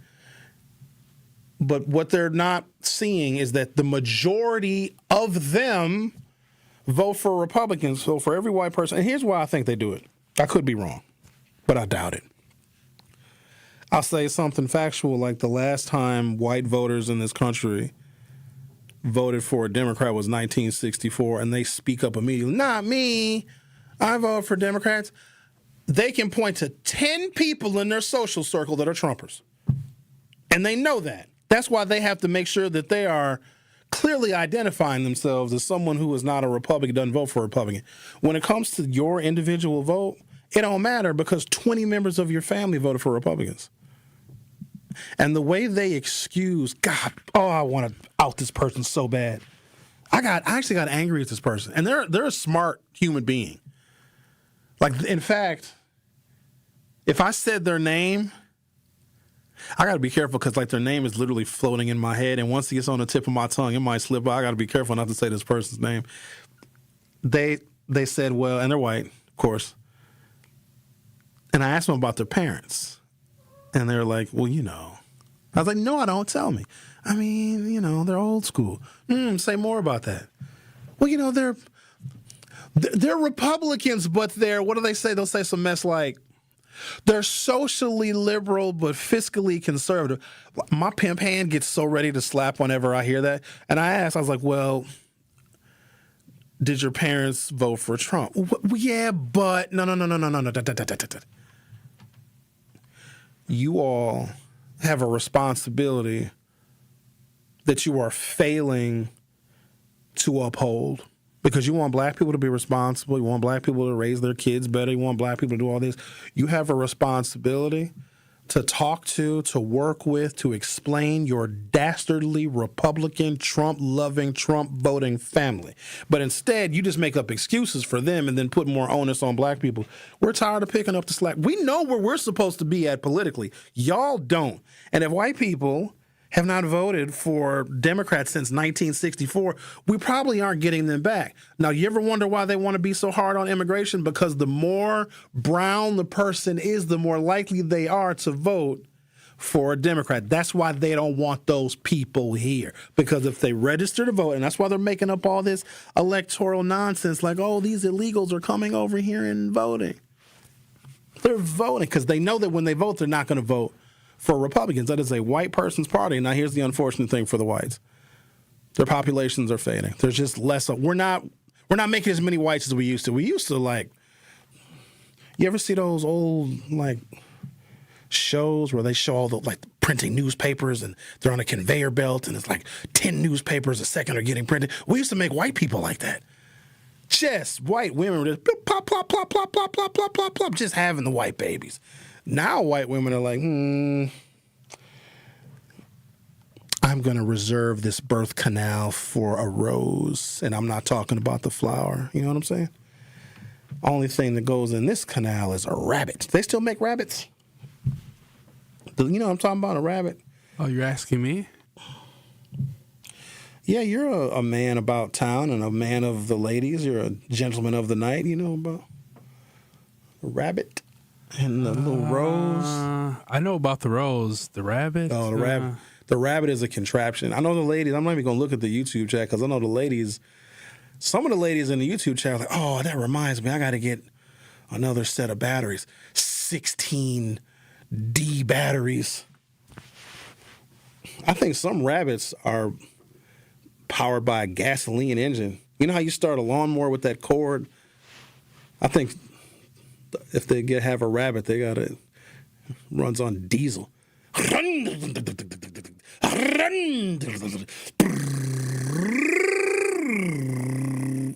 That's intimidating for me. How she pull out the rabbit, I'm going home. I'm like, what you need me for? I'm thinking of some brand names, but am I supposed to say that on air? I don't know what you asking me for. You the damn producer.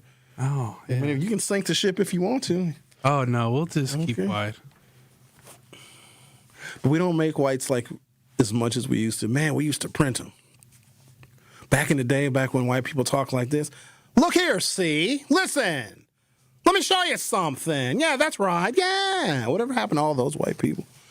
Shout out to the whites that used to talk like that. But the whole immigration thing, and also, why do you think they wanted to ban abortion? If black women were the only ones having abortions would be free. But white women are having them, and they know that the populations and the numbers that they need to keep voting for the Republican Party. The Republican Party, let me do a correlation, and I got to take a break. The Republican Party will continue to get more extreme and more outrageous in its policies, including faking assassination attempts. Oh, I got a story for your ass on that. Where in paper? They said they can't even find the bullet. They don't even think that Cole Allen. They don't even think he fired the gun. They're saying that one Secret Service agent shot the other one, and now all of a sudden they can't find a bullet. Let me be real clear. When a firearm is discharged, there is residue that is on the body, the face, the hands, the arms, and the clothing of the shooter, and you can test for that residue inside the firearm. But for some reason, they don't have any residue. Dude didn't even shoot it. I really hope Tory didn't need this. Maybe Andrew can print another one. What is? Oh, this is mine. Oh, no. I bit. Look, I took a bite. That's how frustrated I got. Are you hungry? No, but I will be soon. They didn't. They said they can't find the bullet, but the bullet was lodged in the bulletproof vest of one of the Secret Service agents because now they know that one. Talk about some Keystone Cops. One agent shot another agent, and maybe that was a part of it. They needed a firearm to be discharged. And like, hey, dude, I'm going to shoot you. I'll make sure I shoot you in the vest because we have to have at least one gunshot. And remember, Trump wasn't ushered out of the building. He was backstage watching all the chaos. I'm saying all that to say this. The smaller white populations get, the more extreme the Republican Party is going to get. The more extreme they're going to get in everything, in gerrymandering districts, and overturning Supreme Court precedent, in the policies that they choose, in starting wars. They're going to get more and more extreme because they're just running out of options here. All right, I'm going to take a break, come back, talk about in the 1964 presidential election, Lyndon Johnson was the last Democrat to win better than 50% of the white vote. He got 59% of it. He carried a majority of white voters nationally, and he was the last Democrat to do so in American history. He also said he knew when he signed the Voting Rights Act in 1965, because you know what he said? He said, we've just lost the South for at least a generation. Yeah, you lost them for more than that, because now the South is completely red. You're listening to The Truth with Sherwin Hughes. Find us on YouTube. You also can go to 1017thetruth.com and stream the audio. We're on your FM dial. We're 1510 AM. We're everywhere. And we're your mother's favorite radio station. And your stepmother, too. We love her very much as well. Don't go anywhere. I'll be right back. You are listening to The Truth with Sherwin Hughes on 1017 The Truth, The Truth app, and 1017thetruth.com. Tacos and Tequila Festival, Saturday, May 30th at Franklin Field, featuring live performances by Shaggy, Rick Ross, Genuine,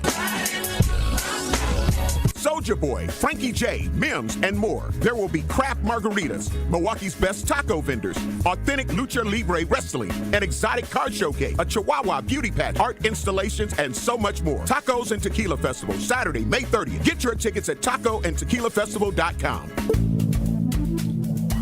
Good Karma Brands is proud to be an equal opportunity employer, providing equal employment, development, and advancement opportunities to all teammates and applicants. To learn more about careers with us, please send an email to talentacquisition@goodkarmabrands.com. That's talentacquisition@goodkarmabrands.com. Honest, direct, and always thought-provoking. Even if the system don't make sense anymore. And that's the part we got to be honest about. Education is not a theory. It's not a title. It's not a category. It's a student, it's a teacher, it's a classroom, and there's learning. Everything, everybody else, including the superintendent herself, are secondary. Assistant superintendents, or whatever the heck you call them, deputy, chief of school, everybody, they are secondary if a child's not learning. The student is the number one thing there. So if we've reached the point where the only way to defend the system is to argue that keeping teachers out of a classroom is essential to education, then we're not just confused. We backwards. And when policy, practice, priorities, and money collide like that, there's only one word for all of this: nonsensical. Truth in the Afternoon with Dr. Ken Harris, weekdays from 4 to 6, live on YouTube and broadcasting on 1017 The Truth. I take care of the kids, and I take care of my dad. I take care of things at work: the groceries, the cleanups, the meltdowns, the doctor's visits, the family events, mealtimes, bedtimes. I take care of all the things everyone else needs. But I haven't made time to take care of what I need. Family caregivers are often overloaded. It can feel overwhelming and exhausting. It's no surprise that millions of caregivers experience symptoms of anxiety and depression every year. But help is available, because there may only be one you, but you don't have to do it alone. Head to mentalhealthcareworks.org. That's mentalhealthcareworks.org to learn how to get the support you deserve, because mental health care works when you make the call. If you're experiencing a mental health crisis or thoughts of suicide, dial 988, a message from the American Psychiatric Association Foundation. This is The Truth with Sherwin Hughes on 1017 The Truth, The Truth app, and 1017thetruth.com.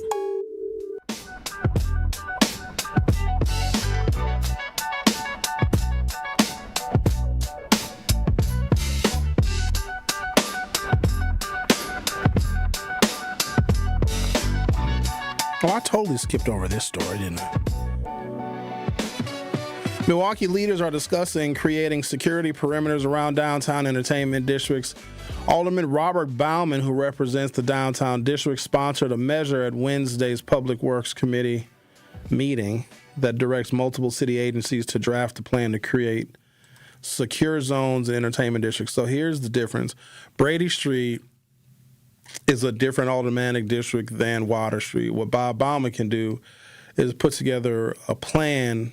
It'll go to a committee where it'll be voted on, then go to the full council, and there'll be time for the public to weigh in, I'm sure. And that would be for Water Street. Brady Street would have to be handled by the Democratic Socialist Alderman of the 3rd District, Alex Brower. So he would have to be the lead if they were to do something on Brady Street. Because what will happen is this.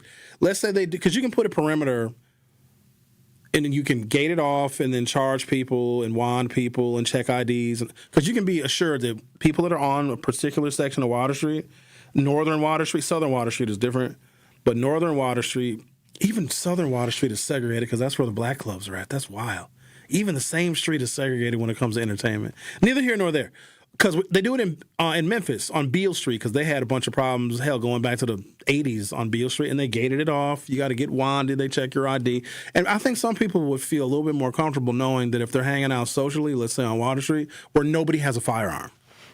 Because then you can get into an argument with somebody, and then it's just an argument. You don't have to worry about getting shot.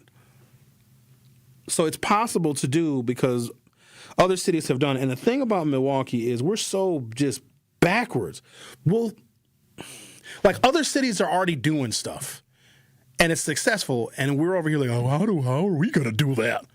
Yeah, they do it in Cincinnati and Cleveland and Philly and in Athens, Georgia and Savannah, Georgia. They do it in Jackson, Mississippi, and even do it in parts of Chicago and St. Louis and Minneapolis. But for some reason, we don't know how to do it in Milwaukee. Just no vision here. Unbelievable. So Brady Street would be different, and I don't think Alex Brower would do that, but here's the problem.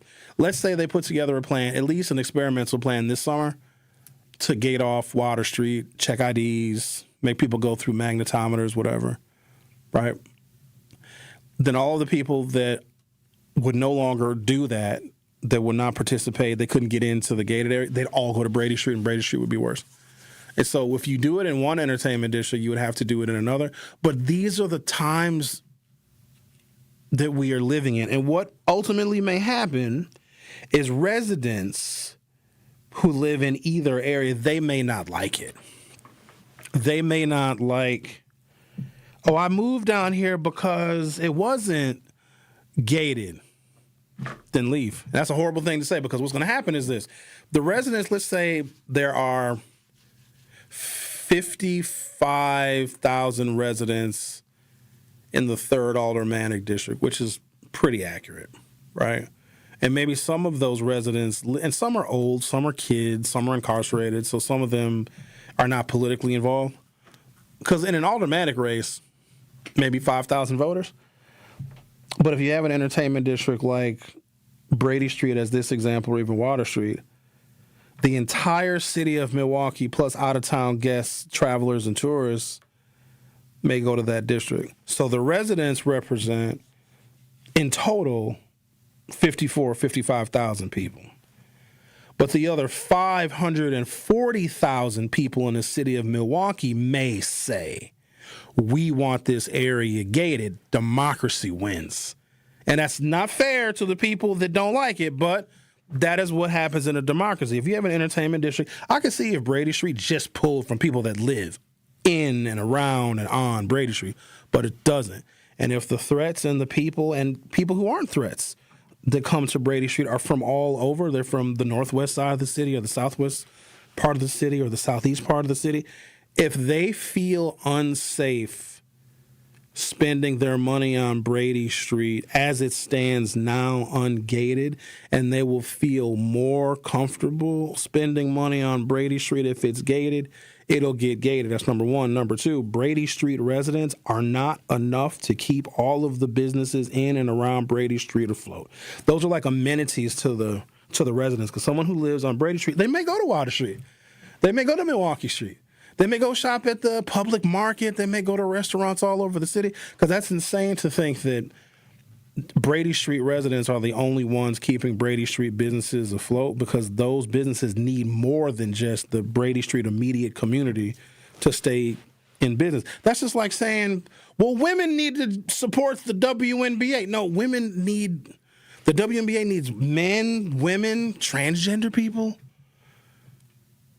So you can't just say, oh, well, the people on Brady Street, they're the ones they should have a say. So no, because they're not the only ones that frequent that location. So it sucks. I know, Xavier, you live in the Brady Street area, but if there are threats to the businesses and the business owners because people from all parts of the city frequent Brady Street, then the entire city has the ability to weigh in on safety measures for entertainment districts, no matter what the geography is. And it kind of sucks, but we don't want, you know how much of a shame it is when somebody goes out like on their birthday and they get shot because we just like, no, let everybody come and hang out, including the people that have no business being down here. I don't want somebody to get shot on their birthday. It's not nice. You know, we got to be forward thinking. And other cities have done it. Why Milwaukee believes it can find some alternative solution to what we know works in other places is it's just some Milwaukee stuff. You know what I mean? That's all it is. Curly Q said you need to put blank pieces of paper around me so that I don't tear up my live reads. I don't know if that'll help. Just read them early. The one you gave me, I lost. You know what happened to it? Yeah, you threw it over there. It's on the other side of your table. I gotta relax. No, I don't. All right, I'm going to take a break. Yeah, I skipped over that. I had to talk about that. Because this is why we call the show Build the Wall. You got to wall the people off. I mean, if you don't know how to act, you know what I'm saying? It's like you can't just you got to keep the lion in a cage. Yeah, you're kind of highly triggered. You're eating the paper like a goat. I mean, I didn't swallow it. Well, yeah, you spit it out. The crumpling of it wasn't enough. You know, I had to hire. Yeah, sometimes, you know, you got to take out a little extra frustration. And I have a lot of teeth. You got all of them. I got my wisdom teeth. And every time I go to the dentist, like I have the same hygienist. Like, oh, you have all your wisdom teeth. Is it rare? I still have all my wisdom teeth and one extra one. Well, damn. And they asked me to, you know, do the same thing. And I always said no. Where the extra one at? Just chilling somewhere? There's this one extra one in the back right. All right. I bet you can shoot through all sorts of stuff. Yeah. All right, then. All right, don't bite me with that extra tooth. They call me Jaws. Oh, pause. Pause. Because I know somebody they also call Jaws. The Truth with Sherwin Hughes on 101.7 FM. We'll be right back. You are listening to The Truth with Sherwin Hughes on 101.7 The Truth, The Truth app, and 1017thetruth.com. In 1987, the Bucks took on the world and changed basketball forever. At stake, basketball supremacy in the United States. Bucks versus the World, narrated by Charlie Behrens, is the new season of Behind the Bucks podcast, presented by Gallagher, your trusted insurance broker and HR and benefits consultant. It's the untold story of the 1987 McDonald's Open, when the Bucks became the first NBA team to face the Soviet Union. Listen now on Bucks.com/plus, the Bucks app, the ESPN Wisconsin app, and wherever you get podcasts. You're a hard worker. Provide for your family and help out in your community. You've been there for so many others. But when life challenges you, when rising costs, unexpected repairs, medical bills, or simply a rough stretch make it hard to keep up on a limited or low income, you're not alone. Your local Wisconsin energy and emergency assistance providers are here for you, working together to keep you safely in your home and your heat and power on. If you're struggling with high utility bills, facing a disconnect notice, or dealing with a furnace emergency and your limited or low income isn't enough, support is available. Visit www.heat.help or call 1-800-506-5596 to apply for a hand up. You ever see the sign above the highway? The number of people that have been killed on the road? My wife, my son, and my unborn child were killed by a distracted driver. They were more than just a number. Your phone isn't worth it. Buckle up, phone down. Brought to you by the Wisconsin Department of Transportation. Natural gas is a clean, reliable, and convenient source of energy delivered directly to you through underground pipelines. The pipeline system has an excellent safety record, but there are clues that can help you identify a potential hazard. If you smell the strong odor of rotten eggs, hear an unusual hissing sound, or see blowing dirt or debris, it could be a natural gas leak. Leave the area immediately and call We Energies at 800-261-5325. We Energies. People you can trust. Energy you can depend on. prizes, exclusive experiences, even cash money. You want it? We've got it. Find a list of all contests and official rules by visiting truthcontests.com. That's truthcontests.com. Happy kids heal faster, and that's why Starlight is dedicated to improving the mental well-being of sick kids across the U.S. Learn how at starlight.org.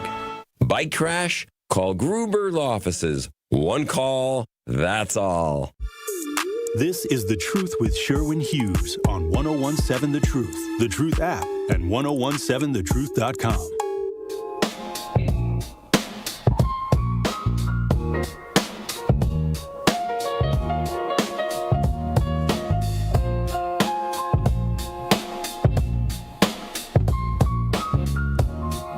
Damn right. You never know where this show was going, Curly Q. Well, I know where it's going. I know where I hope the show ends. So when I don't even know why I got to explain this to you, but I guess I probably should, just so you guys know what goes into the sauce. This is why I can't listen to talk radio, because I know what good hosts do to prepare their shows. So we'll start the show, and that's all like planned. You got to start somewhere, or you got to have your takeoff, and then get to your cruising altitude where you're talking about your main topic, and you're taking questions and comments. You may veer off a little bit. You might hit a little bit of a turbulence, but then you get back on task. As a host, I know where we all should be and the information I want to deliver at the end of the show. But when you guys are listening at the beginning of the show, you have no idea the destination. I know where we're going to end up. Like, I know what information I want to provide, I want to present. I know what historical facts that I want to share, which people may be unaware of, and it might help them better understand and interpret the world that we are in socially and politically. So I know where we're going. I know the destination. Y'all are just on the plane. Spirit Airlines. Actually, no. When I was talking about my business earlier, if I had a Fortune 5 company of 219 employees, and no, JD, I am not hiring. I have enough employees. If I had an airline, I don't know if I would. I'd give you food. Everybody you get hungry on an airplane. They don't really have food anymore. Remember Midwest Express when they had the chocolate chip cookies? I like my chocolate chip cookies medium rare. Giving me a crunchy cookie is, you're flirting with violence. Like, who wants a crunchy cookie? A cookie should be a little small cake. You should fly Southwest. They give 2 snacks and a complimentary drink. Actually, more than one complimentary drink. Yeah, not with alcohol in it, though. I don't drink. What? At all? I mean, rarely. Really? Yeah. How often? I'm curious. Not judging. I mean, a couple times a year? Probably a couple times a year. Really? What's your drink of choice? Because that's an occasion if you drink. Bombay Sapphire. Oh, that's good. Gin. Okay. Gin and tonic. No, just gin and some Sprite. Ooh, all right then. Huh. I have a Tito's vodka baseball jersey, if that tells you anything. Relax, everybody. I'm not an alcoholic. So here's what I do. 1 day a week. And Zach got me. Zach got me a copper mug, and hold on. Hang on. Relax, everybody. I'll be right back. What the hell? I think I got it. I wore my fanny pack. I felt weird wearing it. It felt like a little, where is it? It's got to be in here somewhere. It felt like a man purse. What the heck? What is this? I just looked in my I got all these pockets in my laptop bag. I just found a pair of socks. Hang on. And 2 Band-Aids. What is happening? Where am I going? What's in here? No, I'm not kidding. Why do I have socks in my laptop? I had the fanny pack. What is this? a Splenda packet, some socks. Where's my fanny? 2 Band-Aids. You never know when you need a Band-Aid.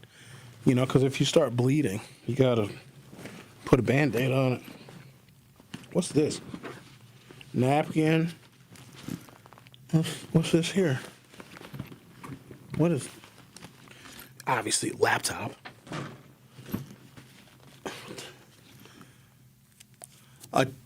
A TMJ4 candy wrapper with no candy in it. Okay? What? A goddamn napkin from Chipotle.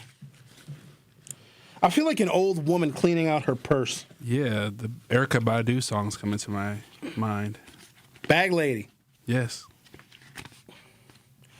A handwritten note from the Lieutenant Governor, Sarah Rodriguez, with coffee spilled on it. I'm not making this stuff up. I had no idea that this stuff was even in here. But Zach gave me a I took the fanny pack out. It's in my house. But what's in here? Another Chipotle napkin. This don't even make any damn sense because, first of all, I don't even remember the last time I went to Chipotle. Why I would put the napkins in my lap? Was I stealing? Did I go into a Chipotle and try and pull a heist? Like, I'm finna jack you for your napkins.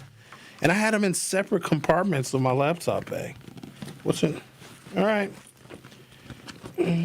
What's this? Oh, got it! I got so many compartments in this hole. What is this? That must be a huge backpack. It is. Oh, it's a laptop bag. Oh, okay. Jeez. You have infinite pockets. Look at this. I got it. Yeah, what else is in this? There might be some money and gold coins in this mother. Yeah, I was going to say, you might pull out a gun accidentally. Barrel of oil in this mother. Oh, damn. Is this Kyle Wallace's his wedding invitation? Oh, snap. Oh, snap. Oh, look, zoom in on that. Look at it. Look at, because our colleague Kyle Wallace getting married, and he gave me a damn wedding invitation. I ain't even, I'm sorry, Kyle. Here, you got it. Get that. Get that. Look at that. Yeah. That's Kyle and his girlfriend. Says, we can't wait to celebrate with you. Wedding details can be found at, can I give their website on the air? No, I probably shouldn't. No, unless you want somebody to crash it. Oh, they even have a little password. They give you a website and then a password. Oh, that's probably where they're registered. Hey, I need a date to this wedding. I thought you have a wife. Shut up, man. Why are you over here trying to bust me out? You a hater. You got to respect the game, baby. What about that caller? My wife is busy. Oh, Renee, I ain't heard from her, but I also haven't checked the text message line. Hey, ladies, I need a date to a wedding on June 27th. So if you want to go to a wedding with me, can zoom off my face. Oh, I already zoomed out. Okay. You're back. All right. The Truth with Sherwin Hughes will be back for hour 3. You are listening to The Truth with Sherwin Hughes on 1017 The Truth, The Truth app, and 1017thetruth.com. Truth Nation, tune in this week for your chance to win tickets to Tacos and Tequila Fest live from Franklin Field Saturday, May 30th with performances by Shaggy, Rick Ross, Genuine, Soulja Boy, Frankie J, Mims, and more. There will be craft margaritas, Milwaukee's best taco, vendors, authentic lucha libre wrestling, an exotic car showcase, a Chihuahua beauty pageant, art, installations, and so much more. Tacos and Tequila Festival Saturday, May 30th. As parents, we have a million things running through our minds. Playdates, checkups, groceries, laundry, diapers, work, carpool schedules, picture day, swim team, did we mention diapers, birthday parties, meal prep, lost permission slips, dentist appointments, and the dog that still needs to be walked. So it's easy to make a mistake. Oh, I forgot birthday candles. Sit tight, hon, I'll be right back. We say we'd never put our kids in danger by leaving them in the car alone. Oh, wait, since when are candles not on the baking aisle? But never happens. And temperatures as low as 60 degrees can be deadly for children left behind. So always bring them with you, and every time you park the car, stop, Look, Lock. Brought to you by NHTSA and the Ad Council. You served behind the desk. You served in combat. You did 4 years and got out. You were drafted. You gave 20 years. You gave exactly what your country needed. And so did you. When you raised your hand and swore an oath to your country, when you put your name on a dotted line, you became part of only 1% of Americans who did the same. You are a veteran. You are a veteran. You are a veteran. Because no matter when, where, or how you served, you made a sacrifice for your country, and you deserve support. If you're struggling with life after service, don't wait. Reach out. Reach out to a loved one, to a fellow veteran, to VA. Find resources at va.gov/reach. Brought to you by the United States Department of Veterans Affairs and the Ad Council. All of your favorite 1017 The Truth content whenever you want. The Truth app has it all. The Truth is on 1017 and 1510 WGKB Waukesha, a locally owned Good Karma brand station. More of The Truth with Sherwin Hughes is next on 1017 The Truth, The Truth app, and 1017thetruth.com. Love me, love me,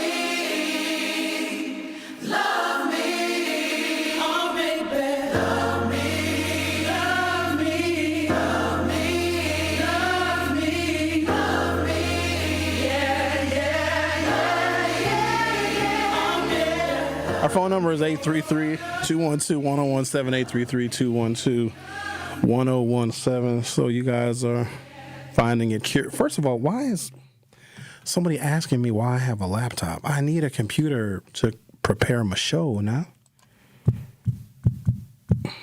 Linda wants to know, what should I wear to the wedding? Linda, first of all, let's start with underwear. Let's begin there. Linda, I can't go to a wedding with you for many obvious reasons, my safety included. Let's talk to Brenda, shall we? Oh, Brenda just hung up. Just about to talk to you, Brenda. Well, how about we talk to Al instead? Al, you're on 1017 The Truth. How are you? I'm doing good. Mr. Hughes, how much you weigh about? That's a personal question, Al. Okay. Well, if I you're can give you a range. I'm in my 200s. Okay, well, if you're in your 200s, I take it you have a pretty back seat. Your seat is pretty big on your Tesla. What I would say to you, make sure you get you a couple of small pints of your Tito's. Okay. And when you go to that wedding, you probably want to go by yourself. Really? Because you're gonna have a lot of people in at the wedding, and then it usually goes down after the reception. I would ask you respectfully, make sure you get you a buzz ball, put it in the freezer, and then you could take your pints of Tito's and put it in there. In the process of going to the wedding and after the reception, get you some lollipop, click lick gel, eatable gel, because you're going to have a lot of people in from out of town, and get you some blueberry good head, because you're going to have people out of town and you're going to be a new face. And a lot of people are going to be very emotional, and that'll be the time for you to show up and show out. In that fanny pack you need to take you a bottle of water, 1 bar of soap, all right, and a few condoms. Or if you're one of them type of people who believe in going raw, take you your Doxaline. Just take your 2 pills before you go, because you know raw is law. Because sometimes you want to go deep down in that cavity. You know what I mean? So when you go to that wedding and a wedding reception, make sure you're suited and you're booted.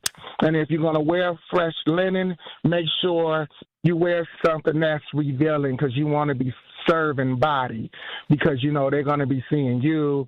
And you're gonna meet many people from all walks of life, and then that's the time where if you don't want to take them to the hotel, and depending on where you are, you can park in the parking structure, and then take the pillow out of your trunk and put it in the back seat. And I think that'll work real, real good. And then make sure you get you some crushed ice, because you can put that crushed ice in your mouth before you go downtown. All right, I'm gonna write all that down because that was a lot of instruction. But also, Al, please keep in mind this is one of my coworkers' weddings, and I don't know if I want to show out like that because the person that may be in from out of town could be related to either the bride or the groom, and I'm gonna be in the back of the Tesla with some Tito's, some crushed ice, some buzz balls, some condoms, or maybe not, and that's just a lot for a coworker's wedding because I'm gonna have to come to work on Monday. But see, you don't care about that because they're going to be too busy they're going to be too busy trying to make them babies and sow them seeds deep down in the cavity. So you ain't worried about them after the reception. You worried about the people who are all emotional and everybody sitting there all wet and moist and everybody smizing and you kind of looking at them and kind of licking your lips and then taking your tongue across your teeth and, you know, yeah, you say, how you doing, baby? And she's like, well, I don't know where I need to go. Well, I got a place you can go. But my thing is are you ready? Are you ready for the rush or are you ready for the flesh? Because I'm going to go deep down in that cavity. You know what I mean? So I think that'd be great because once the reception is over, you ain't worried about where the co-workers went. You ain't there for the co-workers. Once they say I do and they throw the thing, shoot, jump in that Tesla and drive maybe about a mile away and just park in the park. But always park on the side of the garbage can because they ain't going to really look for you. Just make sure you don't get nothing on the seats. Now, you got a throw rug in there? No, I have a set of all weather, like rubberized floor mats. So if I spill something, I can just rinse them off. Well, you don't want to use the rubber. Put you a nice size towel in there because, you know, with the towel, at least it can catch the scent. And then you don't want to get the burns on the rubber mat because you don't want to be on the floor. Or what you can do, open the back car door, and if they lean over the back of the car on the side, and you know you're getting the yams and tims, and you're going in a nice steady stroke motion, then you'll be all right. And I hope your Republicans is listening because y'all need some role models in your life. Because if don't nobody want to bear your seed and you want to go deep down in that cavity, that's something y'all need to talk about. But getting back to you, Mr. Hughes. Oh, boy. Just make sure when you go, make sure you have your pillow. Make sure you have your Tito's. And the other thing is if she married, make sure you get some aluminum. Because that aluminum will tighten her up, just in case. So when she go back home, she won't reveal no evidence. Because you might put some extra space up in there. You know what I mean? And everybody could walk away with a smile on their face. But they sell that aluminum at the grocery store. That's old school right there. Because, you know, when the husband used to go away to the army, they you know, the wives used to get them UPS trucks all up and down that cavity because, you know, they was only like Chevy Chevette. So when he come home, he need to feel the tightening and the gripness. So make sure you take some aluminum just in case because you want to keep her, you want to make sure she has a happy home. Okay? Check. And if they already got some space in there, make sure you just lay them on the side so you can get some of that grip on the walls. Because if they have a lot of space, you ain't going to feel nothing anyway. But you got to lay them on their side if they don't have no space. And then you can get a little feeling right on down there and stuff like that. Perfect. So you have yourself a good day. And Xavier, you said you do that Sapphire gin. That Sapphire gin is good, too, if you mix it with a little vodka and put some pineapple and put that pineapple up in there and put it up in the freezer and sip on it real slow. Okay, well, y'all have yourself a good day. All right, bye-bye. Bye-bye, Al. So I'm probably not going to be invited to Kyle's wedding now because what Al described was a whole fiasco. And that's a lot. That was a whole list of things. And my Tito's fanny pack is only so big. I can't put... Well, that's what the trunk of your car is for, you know, the stuff, all that stuff in there. And then you drive a mile away, and then you whip it out when you're doing the stuff with Linda, I guess. Kyle's fiance's name is Danielle. I hate for it to be like one of her sisters or a bridesmaid, probably. Because, you know, at weddings, love is in the air. Weddings, they're very romantic. You got to be careful, fellas. If you take a woman to a wedding that is not your wife, she might start thinking like, oh, wow, this is really nice. I love the venue. They start picking it apart because a lot of times women will naturally think like, oh, I want my wedding to be like this, or I'd have a different caterer. They start putting themselves in that situation. So next thing you know, on your way home, you're having wedding talk with a woman that you might only be on a second or third date with. So you got to be careful who you take to a wedding. But love is very much in there. They're very romantic. And then also there's copious amounts of alcohol. So I probably,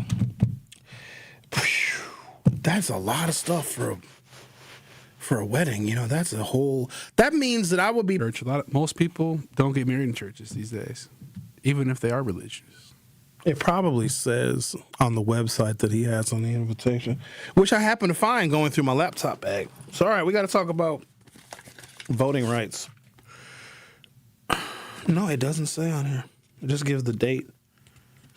Save the date. Oh, this is a save the date card. Oh, he probably gave me this a long time ago. Because the save the date, you get that before you get the actual invitation. So I just opened it. I'm terrible. Guys, I'm really nervous about, you know what I'm saying? Oh, man. How you feeling? I don't know.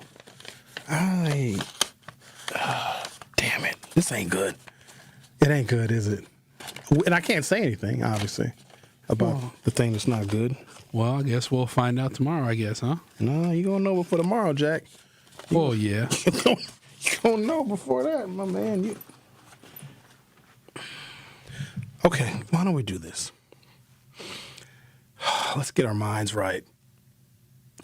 In the 1964 United States presidential election, Lyndon Johnson, the Democrat, won 59% of the popular vote. He carried a majority of white voters nationally. He was the last Democrat to do so. I need you guys to know that the Republican Party, for all intents and purposes, is a party where the majority of its voters are Caucasian, and it has been as such since Lyndon Johnson signed the Voting Rights Act. You guys know that the southern states used to be a solid blue Dixiecrat voting party, but then when Lyndon Johnson, also a Dixiecrat, signed a landmark piece of civil rights and voting rights legislation, those white folks in the South that used to vote for Democrats said, we're done with the Democratic Party, but there's a reason why they switched from the Democratic Party to the Republican Party.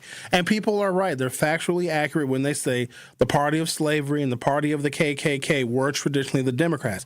But when one of their own signed a piece of legislation that gave African Americans more opportunity and civil and federal rights protections to vote, those Democrats left the Democratic Party because those Democrats were a part of the Dixiecrat Democrat Party because it was oppressive to black people. But then a Democrat, Lyndon Johnson, signed the Voting Rights Act of 1965. Those white, conservative, racist Democrats joined the Republican Party. That is when the party switched. So please stop entertaining these idiots.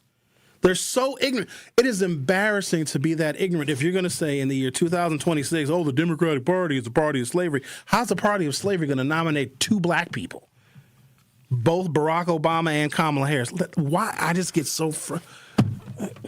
I'm over here looking for some paper to crumple up. The Voting Rights Act.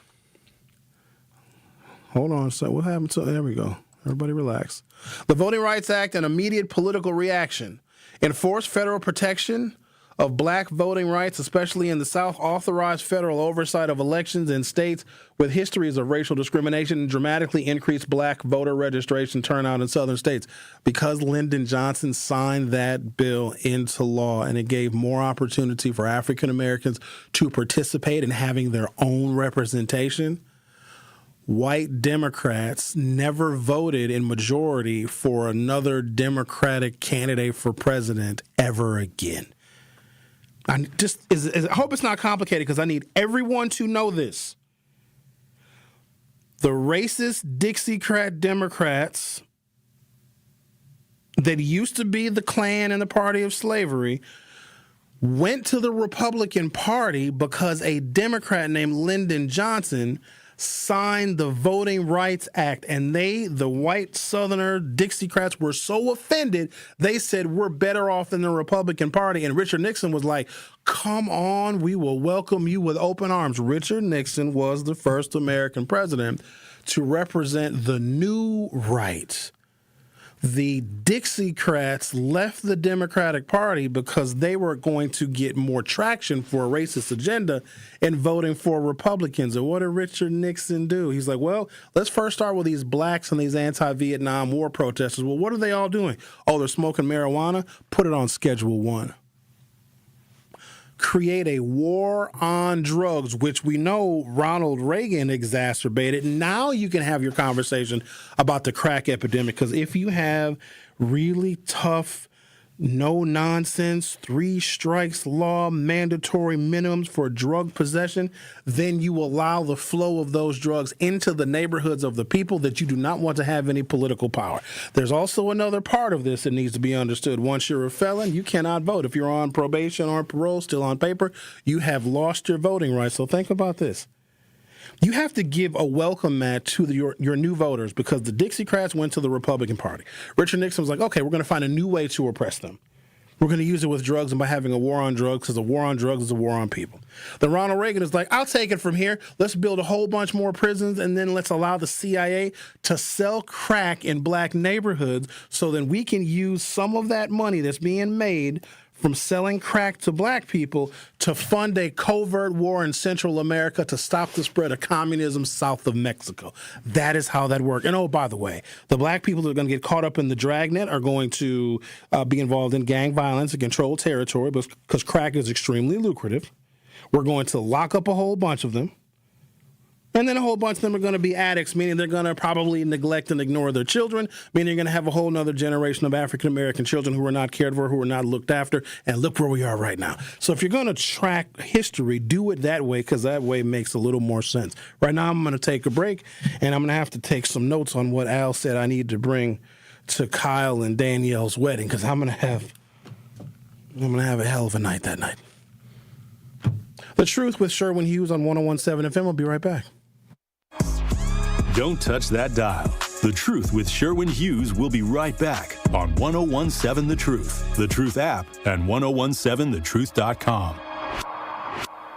I travel all around the world, Dr. Ken, and when I tell you, based on my experiences, this is like the #1 country that cares. Like, everything is about money. Yep. Everything. This is The Truth, unfiltered sliced meats and cheeses to our famous sides. Crispy golden fries, Wisconsin cheese curds, or creamy mac and cheese. Every meal made to order and ready to enjoy. Ordering is quick and easy online or through the Cousins app. Whether it's a solo lunch, family dinner, or a spread for the whole crew, let us bring it straight to you. Fast and fresh. Cousins Subs. We believe in better. A huge month of Brewers baseball kicks off with the battle against the Yankees Friday, May 8th through Sunday, May 10th. Catch the crew for half off with Wisconsin First Friday game tickets on Friday the 8th. Plus, Mother's Day Sunday is the perfect game to bring the whole family with new kids experiences every Sunday. Plus, the first 10,000 fans over the age of 21 get a Brewers picnic blanket at the Mother's Day game, courtesy of American Family Insurance. Score your tickets at Brewers.com. Hey there, Jane Lynch here. You want to hear something funny? Too bad. You want to hear something uplifting that will inspire you? Good. Because today, I want to talk to you about Direct Relief, a humanitarian organization that does seriously good work when it counts.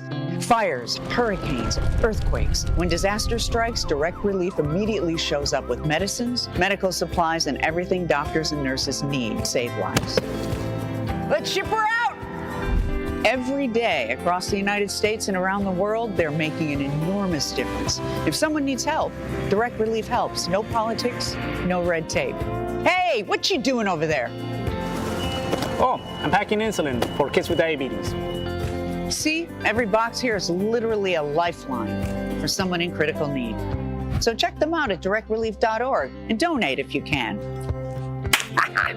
You might just bring a smile to someone's face. Gruber Law Office.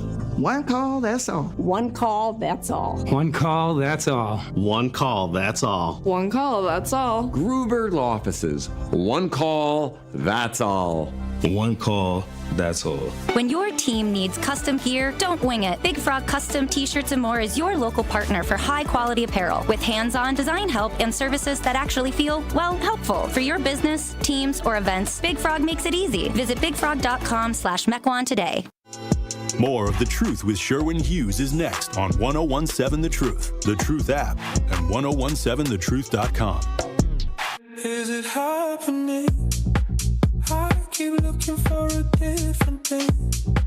While the center starts to pull me in. I don't know what I'm dancing for. Ain't nothing to dance about. Oh, it's so disappointing. Earlier in the show, I was talking about what I think would have been the most humiliating thing for me if I was around during the Jim Crow era. That if you were an African American and you wanted to buy clothes, shoes, or a hat, they would welcome you into retail stores. And at the time in the South, those retail stores were almost exclusively owned by Caucasian people. And they would welcome us in. They'd even be nice to us. They even had instructional videos on how you sell to the Negro. We played that yesterday. You can find it on YouTube. There literally is a video on how they would train white salespeople how to sell products to black folks. And so they would welcome us into these retail stores during the Jim Crow era, say 1952, Durant, Mississippi. It'd have a little downtown with little shops and little stores. Of course, they'd have a Woolworths with a lunch counter that we couldn't eat at. I would be afraid to eat at a white restaurant during the Jim Crow era because what's stopping them from spitting in your food? And it's not like you can call the police on them. But the thing that would have reduced my humanity and my dignity is if I'm going into a clothing store and I have to buy my clothes without trying them on because white clothing stores did not allow African Americans to try clothes on because then they'd be quote unquote contaminated and they could not resell them. And if you bought a shirt or a suit or some pants without trying them on, you got them home, you tried them on, and they didn't fit, you couldn't return them. We had to actually take a piece of paper, put our foot on the piece of paper, trace our foot, the outline of our foot, and take that tracing into a shoe store, and that's how we had to buy our shoes. And you know that by tracing your foot, that's not going to determine how the shoe is going to fit or how comfortable it is. They wouldn't even let us try shoes on because once we tried those shoes on, even with the promise to buy them, and we didn't buy the shoes, let's say, they were contaminated and they wouldn't resell them. That's so terrible. But I also want you to know that attitude of us being contaminated humans has not disappeared from their psyche. Now, there are some folks that never participated in that. And I feel a level of, not sympathy, but understanding for northern white folks. We just didn't really have a lot of exposure to black people. And I've had some overexposure to small-town white folks. I went to UW Oshkosh for my first 2 years of undergrad, and I legitimately met white people from places like Ashwaubenon and Wild Rose, Wisconsin, and Phillips, Wisconsin, and Hurley, Wisconsin, and Woodruff, Wisconsin, that have never met a black person before. And most of them were very, very nice. But they also had some serious stereotypical questions, which I didn't mind answering, because I would rather them ask me and get the truth than maybe look at what they see on television or in the media. And I'm actually proud that I was the first black African-American Negro person that some of those small-town white folks met. And some of them became my very, very good friends. You know they like you when they say Sherwin, because that's how they pronounce my name. Sherwin. Heavy on the Sherwin. Dude, I'm going home this weekend. You want to come to Wild Rose, Wisconsin this weekend, dude, and hang out with me and my friends back home? I'm driving home for the weekend. Because at Oshkosh, it depends on the weekend. A lot of kids would go home for the weekend because some kids were so homesick. I like to stay on campus because I used to turn up in that hoe. In fact, when I was living in the dorms, because I had a single dorm room, smart thing to do because you never know who your roommate is going to be. And I've seen roommates fight each other, damn near kill each other, because they'll pair you up with somebody. Unless you are going to school with someone that you went to high school with and you're planning on going to the same college, you can select them as your dorm mate. And dorms are small. They're not very big, so you got to be really cool with that person to live in close proximity. But also being an African American, I don't want to take the risk of being put with a stranger from a really small town who might have negative or antiquated racial views. So I paid the extra to have my own single dorm room. One of the smartest things I've ever done, because now my room is the party room. Ooh, we used to turn up. You thought I had weird stuff in this laptop bag right here. Napkins from Chipotle, a candy wrapper with no candy in it, some Band-Aids, a letter from the lieutenant governor with coffee spilled on it. What I probably had in my backpack when I was in the dorms was probably way worse than that. Way worse than that.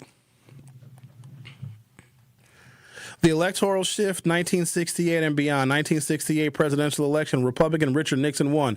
Democrat Hubert Humphrey lost. Segregationist George Wallace carried multiple southern states. White voter trends. White voters shifted noticeably toward the Republican Party after the signing of the Voting Rights Act.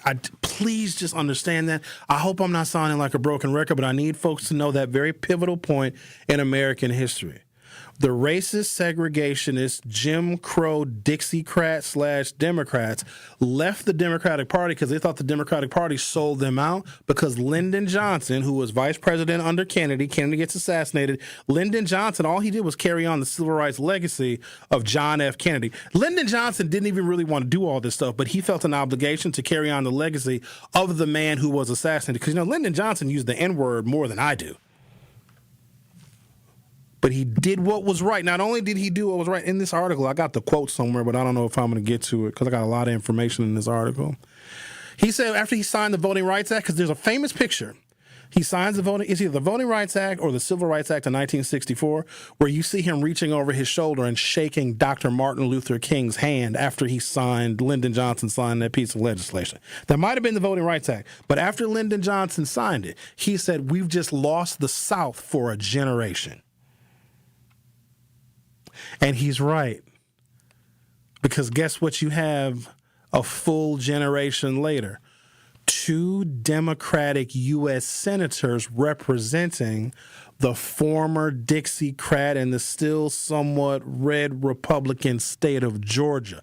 Lyndon Johnson was right. What the U.S. Supreme Court did yesterday with a monumental decision is they were able to enact on a 6-3 essentially partisan party line vote in the U.S. Supreme Court is do what John Roberts has always wanted to do since he was a young lawyer. See, we seem to think that John Roberts is our homeboy, that he's our friend because he was the vote that stopped some of the worst, even more severe Supreme Court decisions. Like he was the vote that stopped Obamacare from being declared unconstitutional. He did a couple of other things that kind of curtailed the worst impulses of the Trump administration. So we think that John Roberts, who is the Chief Justice of the Supreme Court, is our homeboy. He ain't.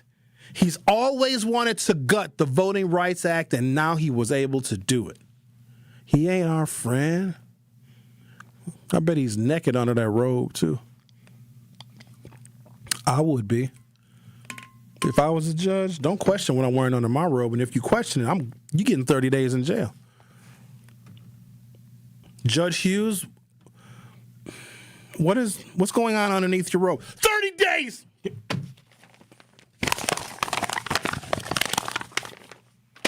I would wear dress shoes, black dress socks pulled up to my knees, my black robe, and nothing else. That's it. That's all I'd wear. So you better not put me on the bench. And I'd be riding around in my Tesla with my robe on. And somebody I met at Kyle Wallace's wedding. The Truth with Sherwin Hughes on 101.7 FM. We'll be right back. You are listening to The Truth with Sherwin Hughes on 101.7 The Truth app, and 1017thetruth.com. Tacos and Tequila Festival, Saturday, May 30th at Franklin Field, featuring live performances by Shaggy, Rick Ross, Genuine, Soulja Boy, Frankie J, Mims, and more. There will be craft margaritas, Milwaukee's best taco vendors, authentic lucha libre wrestling, an exotic car showcase, a Chihuahua beauty pageant, art installations, and so much more. Tacos and Tequila Festival, Saturday, May 30th. Get your tickets at tacoandtequilafestival.com. Hi, I'm Greg Fritsch, president of the Center for Veterans Issues, inviting you to get involved in supporting the CVI mission. The Center for Veterans Issues is proud to serve veterans across Wisconsin. Each year, we help more than 1,200 veterans stay housed, find meaningful employment, and connect with the support they've earned. From housing assistance and job training to case management and suicide prevention outreach, our team is here to help veterans build stable, independent lives. If you're a veteran in need of support, visit cvivet.org. Donations can also be accepted at cvivet.org/donate. Tap into the best power hour in radio in Milwaukee. So altogether, you're looking at $1,780 for your mortgage and for your property taxes in a year. And that's before you have to deal with, obviously, your water bill and electric bill. That's a steep price that people have to pay. And based off those numbers I just ran, to afford a home like that, you got to make $65,000 a year. But the problem is, here in Milwaukee, the median household income is only $54,234. That's out of whack. So again, I am all about affordability. I'm all about people getting homes. But what we have to understand is that until homes are more affordable, you can have a supply and demand problem. But the problem that we have here in the city of Milwaukee is that these prices, when people are listing these houses, they're listing them for prices that people really can't afford. And even if you do get the house and you're paying that, you're living paycheck to paycheck. Home ownership is not about living paycheck to paycheck. Home ownership is about finding something that fits within your budget and building equity for the future. Catch Truth to Power with Kyle Wallace every weekday from noon to 1 p.m. on 101.7 The Truth and The Truth app. Many of our most important memories are made at school. But for children like Victoria, the classroom can be a place of fear and isolation. She wore a bandage over her cleft every day, too shy to speak, too afraid to smile. Everything changed after one life-transforming surgery made possible by Smile Train. Today, Victoria's smile lights up her classroom, a symbol of confidence, connection, and new beginnings. Due to stigma, children with untreated clefts often miss out on school entirely. But thanks to Smile Train, students like Victoria are stepping into the classroom, raising their hands, and finding their voice. Smile Train partners with local experts to support with free cleft surgeries and other comprehensive care, empowering children to thrive in school and in life. Let's help every child walk into the classroom with confidence. Visit smiletrain.org/learn. More of The Truth with Sherwin Hughes is next on 101.7 The Truth, The Truth app, and 101.7thetruth.com.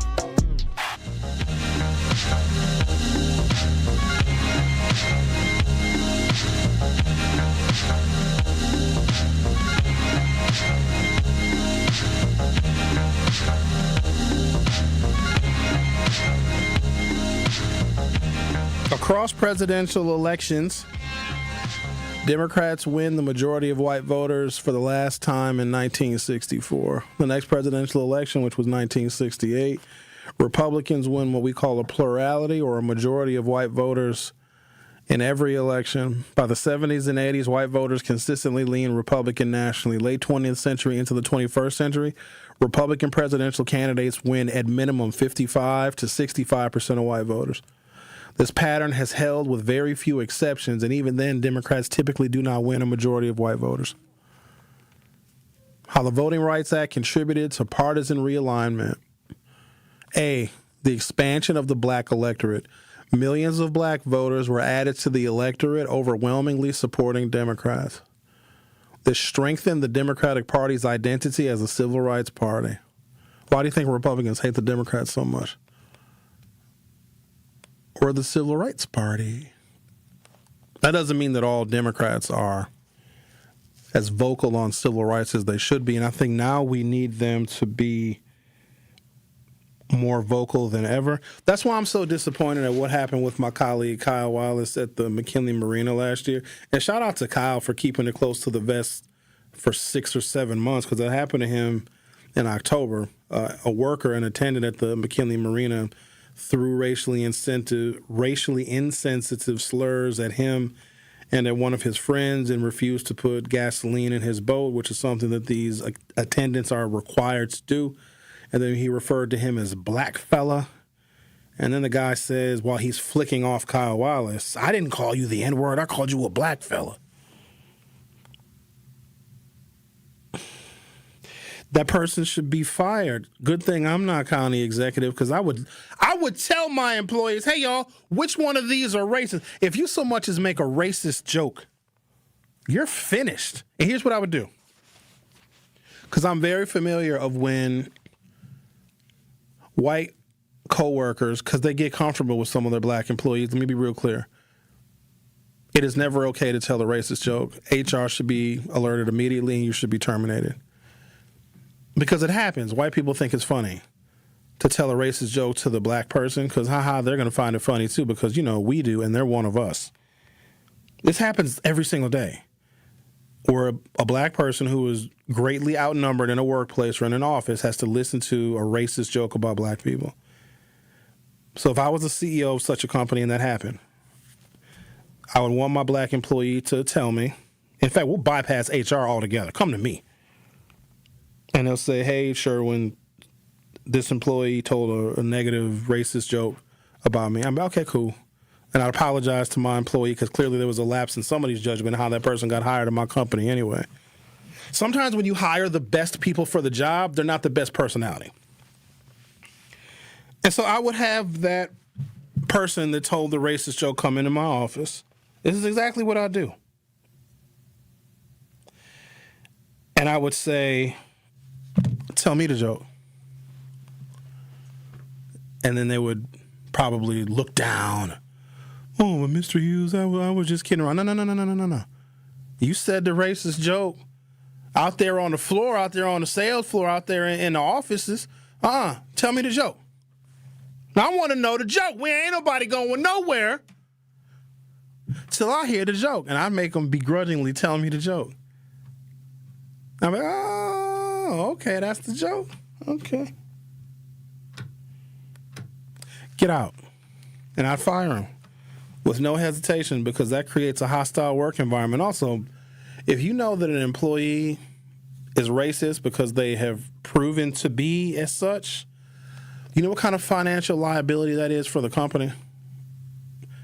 I, as the owner of a company, could find myself in a lawsuit that I'm going to lose that I do not want to pay because one of my employees, and here's where it gets tough because it might be a high-performing employee. Whatever revenue that employee is bringing in may pale in comparison to how the reputation of my company, my firm, my business is going to suffer because if I am known for having a racist employee, that public relations image of my company is going to be horrible. So whatever profit this racist employee brings in, it will likely be more expensive if I keep them because I may lose a lawsuit. I mean, it's basically loss prevention. And it's not that hard.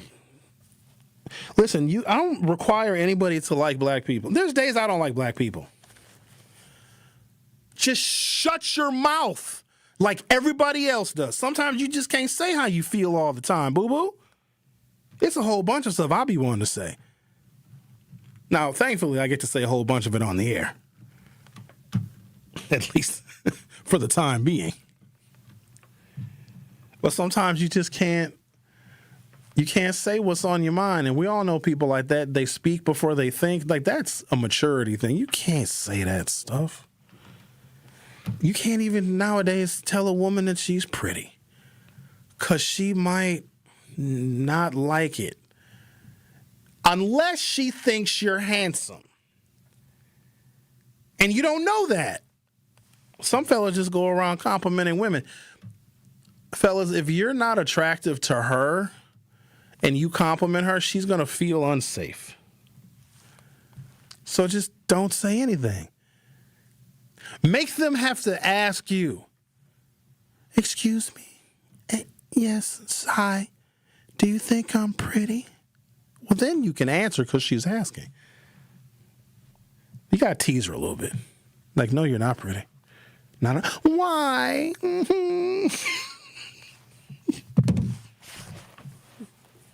Perception among many white voters, particularly in the South, many white voters oppose federal intervention in state election systems.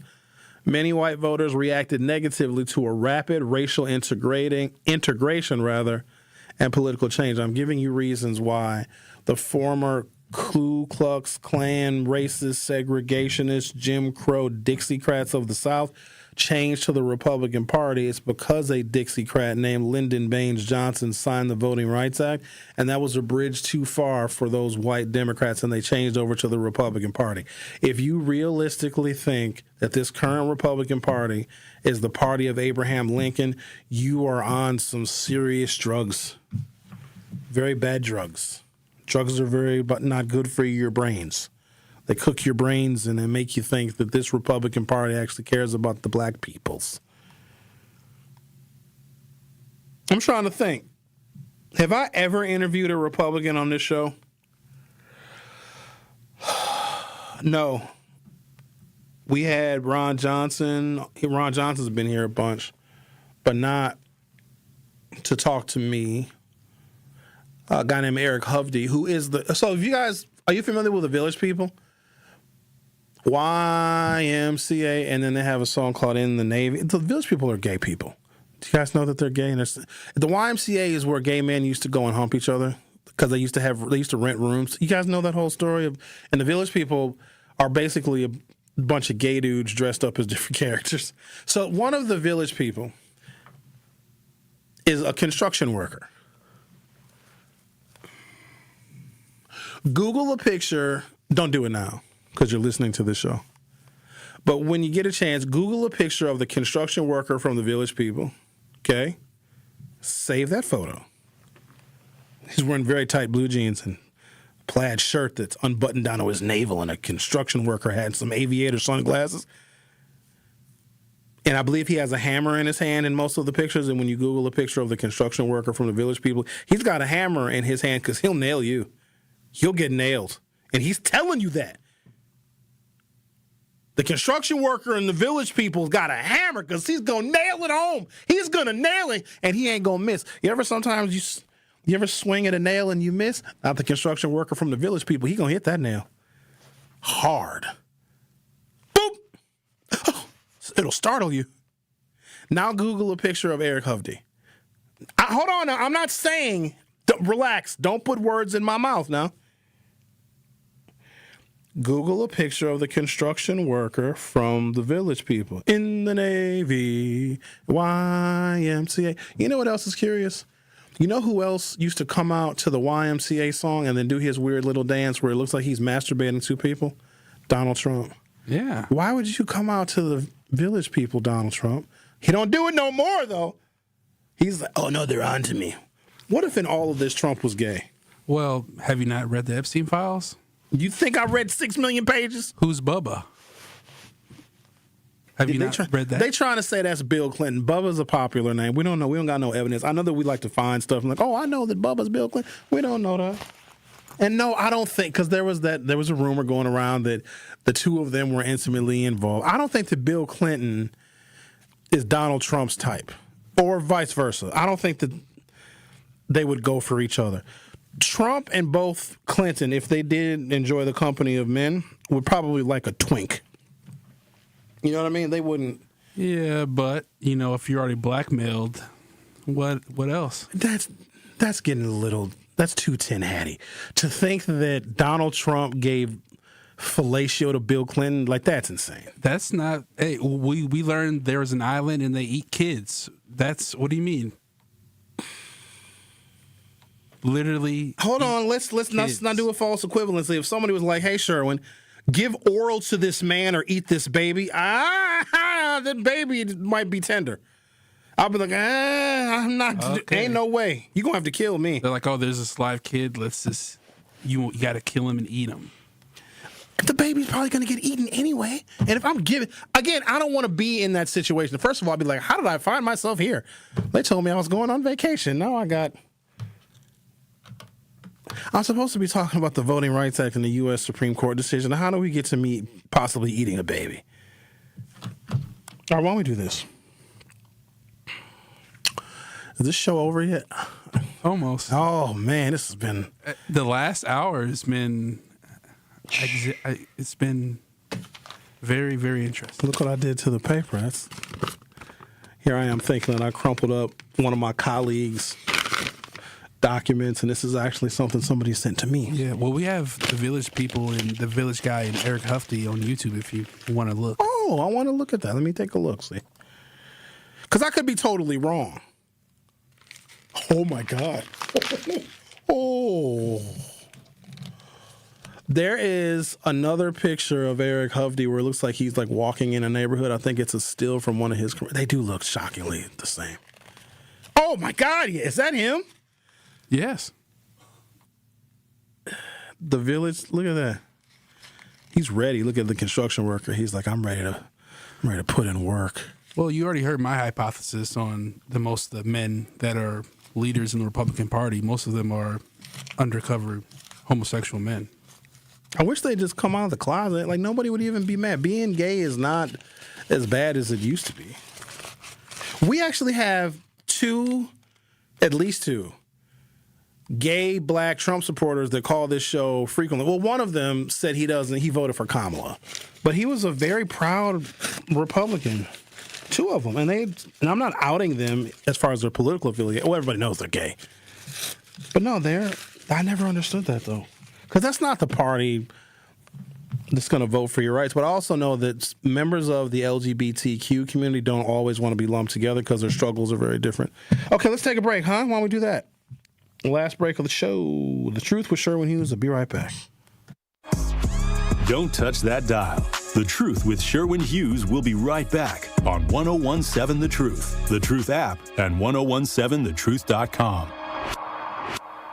Breaking down the issues that shape our city and our future. Another function of white supremacy, don't teach black people stuff, because if you give us a little bit of knowledge, we'll invent something totally new. That's why it was illegal to teach slaves to read, because if we could read, then we could write. And if we could write, we could communicate. And if we could communicate, we could plan. And if we could plan, we could strategize. And if we can plan and write and read and communicate and strategize, we could overthrow white supremacy, because they've always known how fragile it is. It's The Truth with Sherwin Hughes, weekdays from 9 to noon. You're a hard worker. Provide for your family and help out in your community. You've been there for so many others. But when life challenges you, when rising costs, unexpected repairs, medical bills, or simply a rough stretch make it hard to keep up on a limited or low income, you're not alone. Your local Wisconsin energy and emergency assistance providers are here for you, working together to keep you safely in your home and your heat and power on.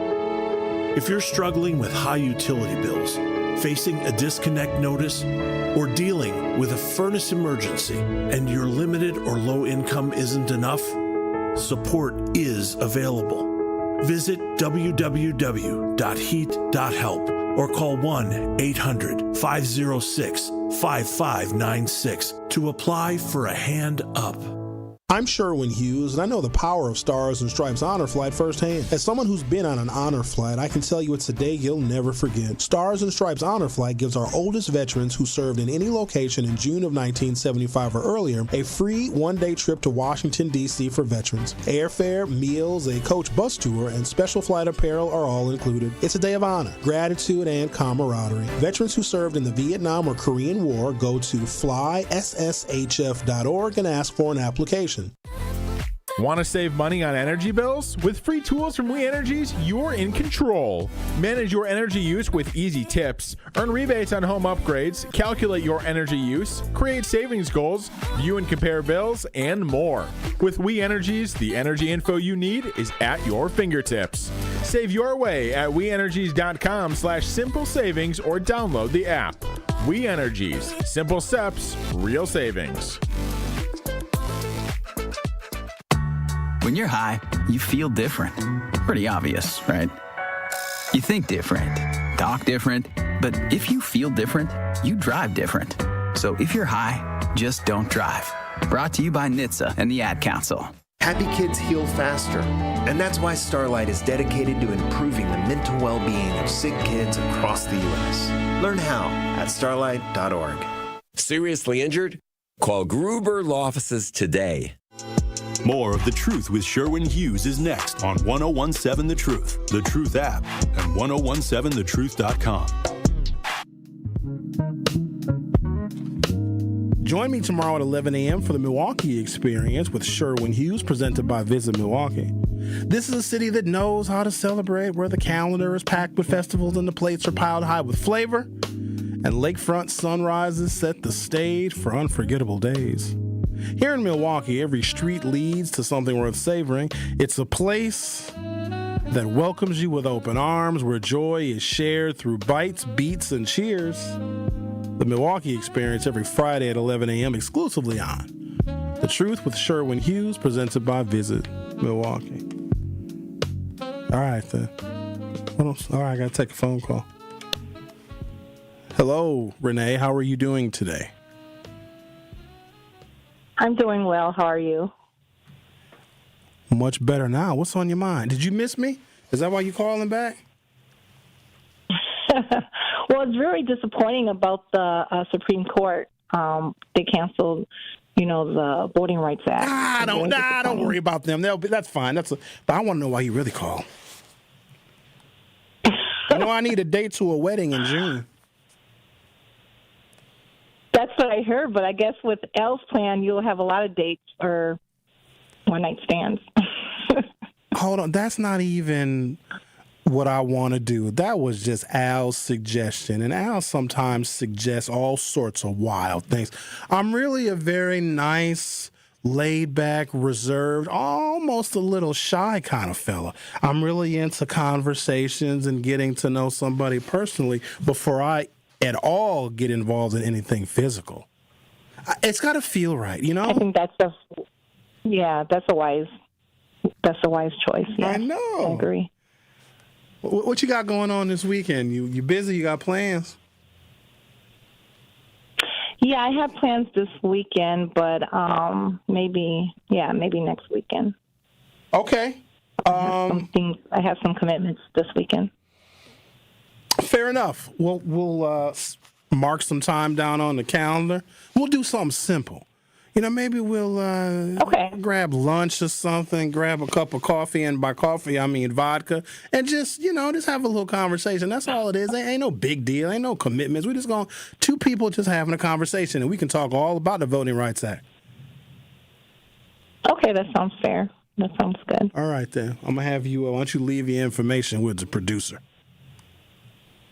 I sure will. Okay. You have a good day. All right, you two don't hang up now. Yeah, stay on the line. Okay, yeah, make sure. Oh, relax, everybody. We're going to talk about voting. And I love to engage people. No, come on. Stop it, you guys. I already hear you guys gossiping. Just relax. You know what? We probably won't even. I'm scared to read some of these YouTube comments. I don't even know why I'm torturing myself by reading these. Okay, thank you. All right. Gonna turn Sherwin around at the door, says Kimberly. We're gonna know what before tomorrow. What happened? Too late to get our minds right after the call with Al. These must be old comments. Why y'all asking where Lisa is at? Okay. Oh, the comments aren't that bad. So who is this calling now? They got to hurry up. I only got about 2-3 minutes left in the show. Do they want to talk to me? Who is this? They've got a name? Okay, what's their name? All right, you got to put them on hold, though.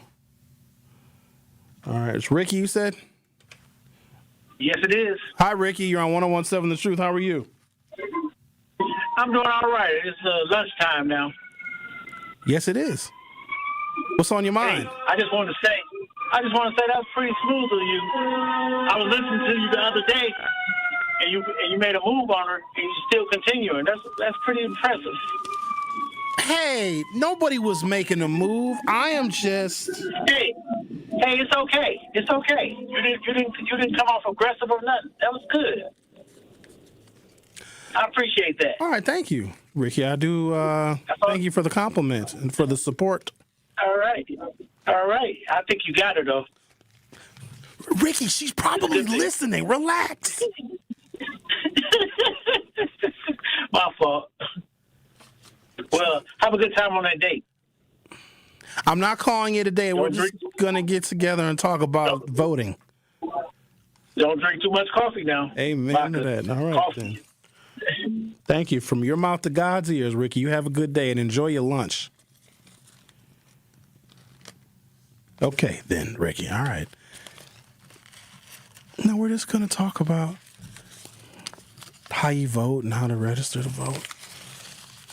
She might not even be registered to vote. She might want to know how you... She might want to work on a political campaign, and I am full of advice at this point. I feel like I'm being judged. Xavier, are you judging me? You're not judging me, are you? No, I never judge a man trying to... Well, what we're trying to do what? All I'm trying to do is inform people about... You're just... Oh, yeah, you're trying to inform, and then you're trying to make new friends. I'm always trying to make new friends.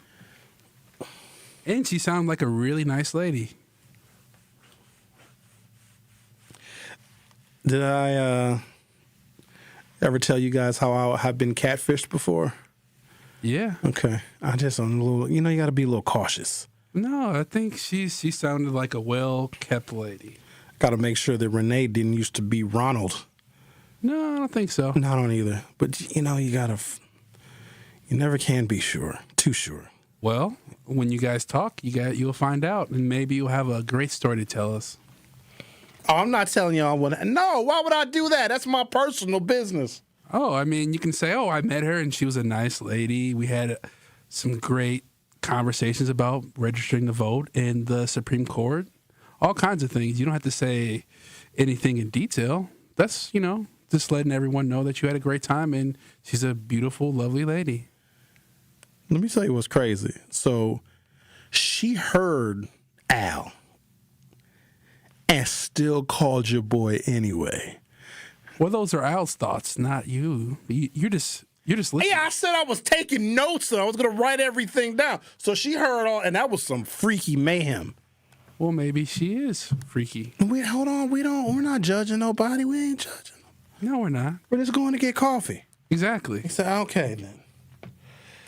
Oh, this show's got to end because it's got to be over with. How much time I got? 20 seconds? Yeah, about 20 seconds. Hey, everybody. Thank you for listening. I appreciate y'all very much.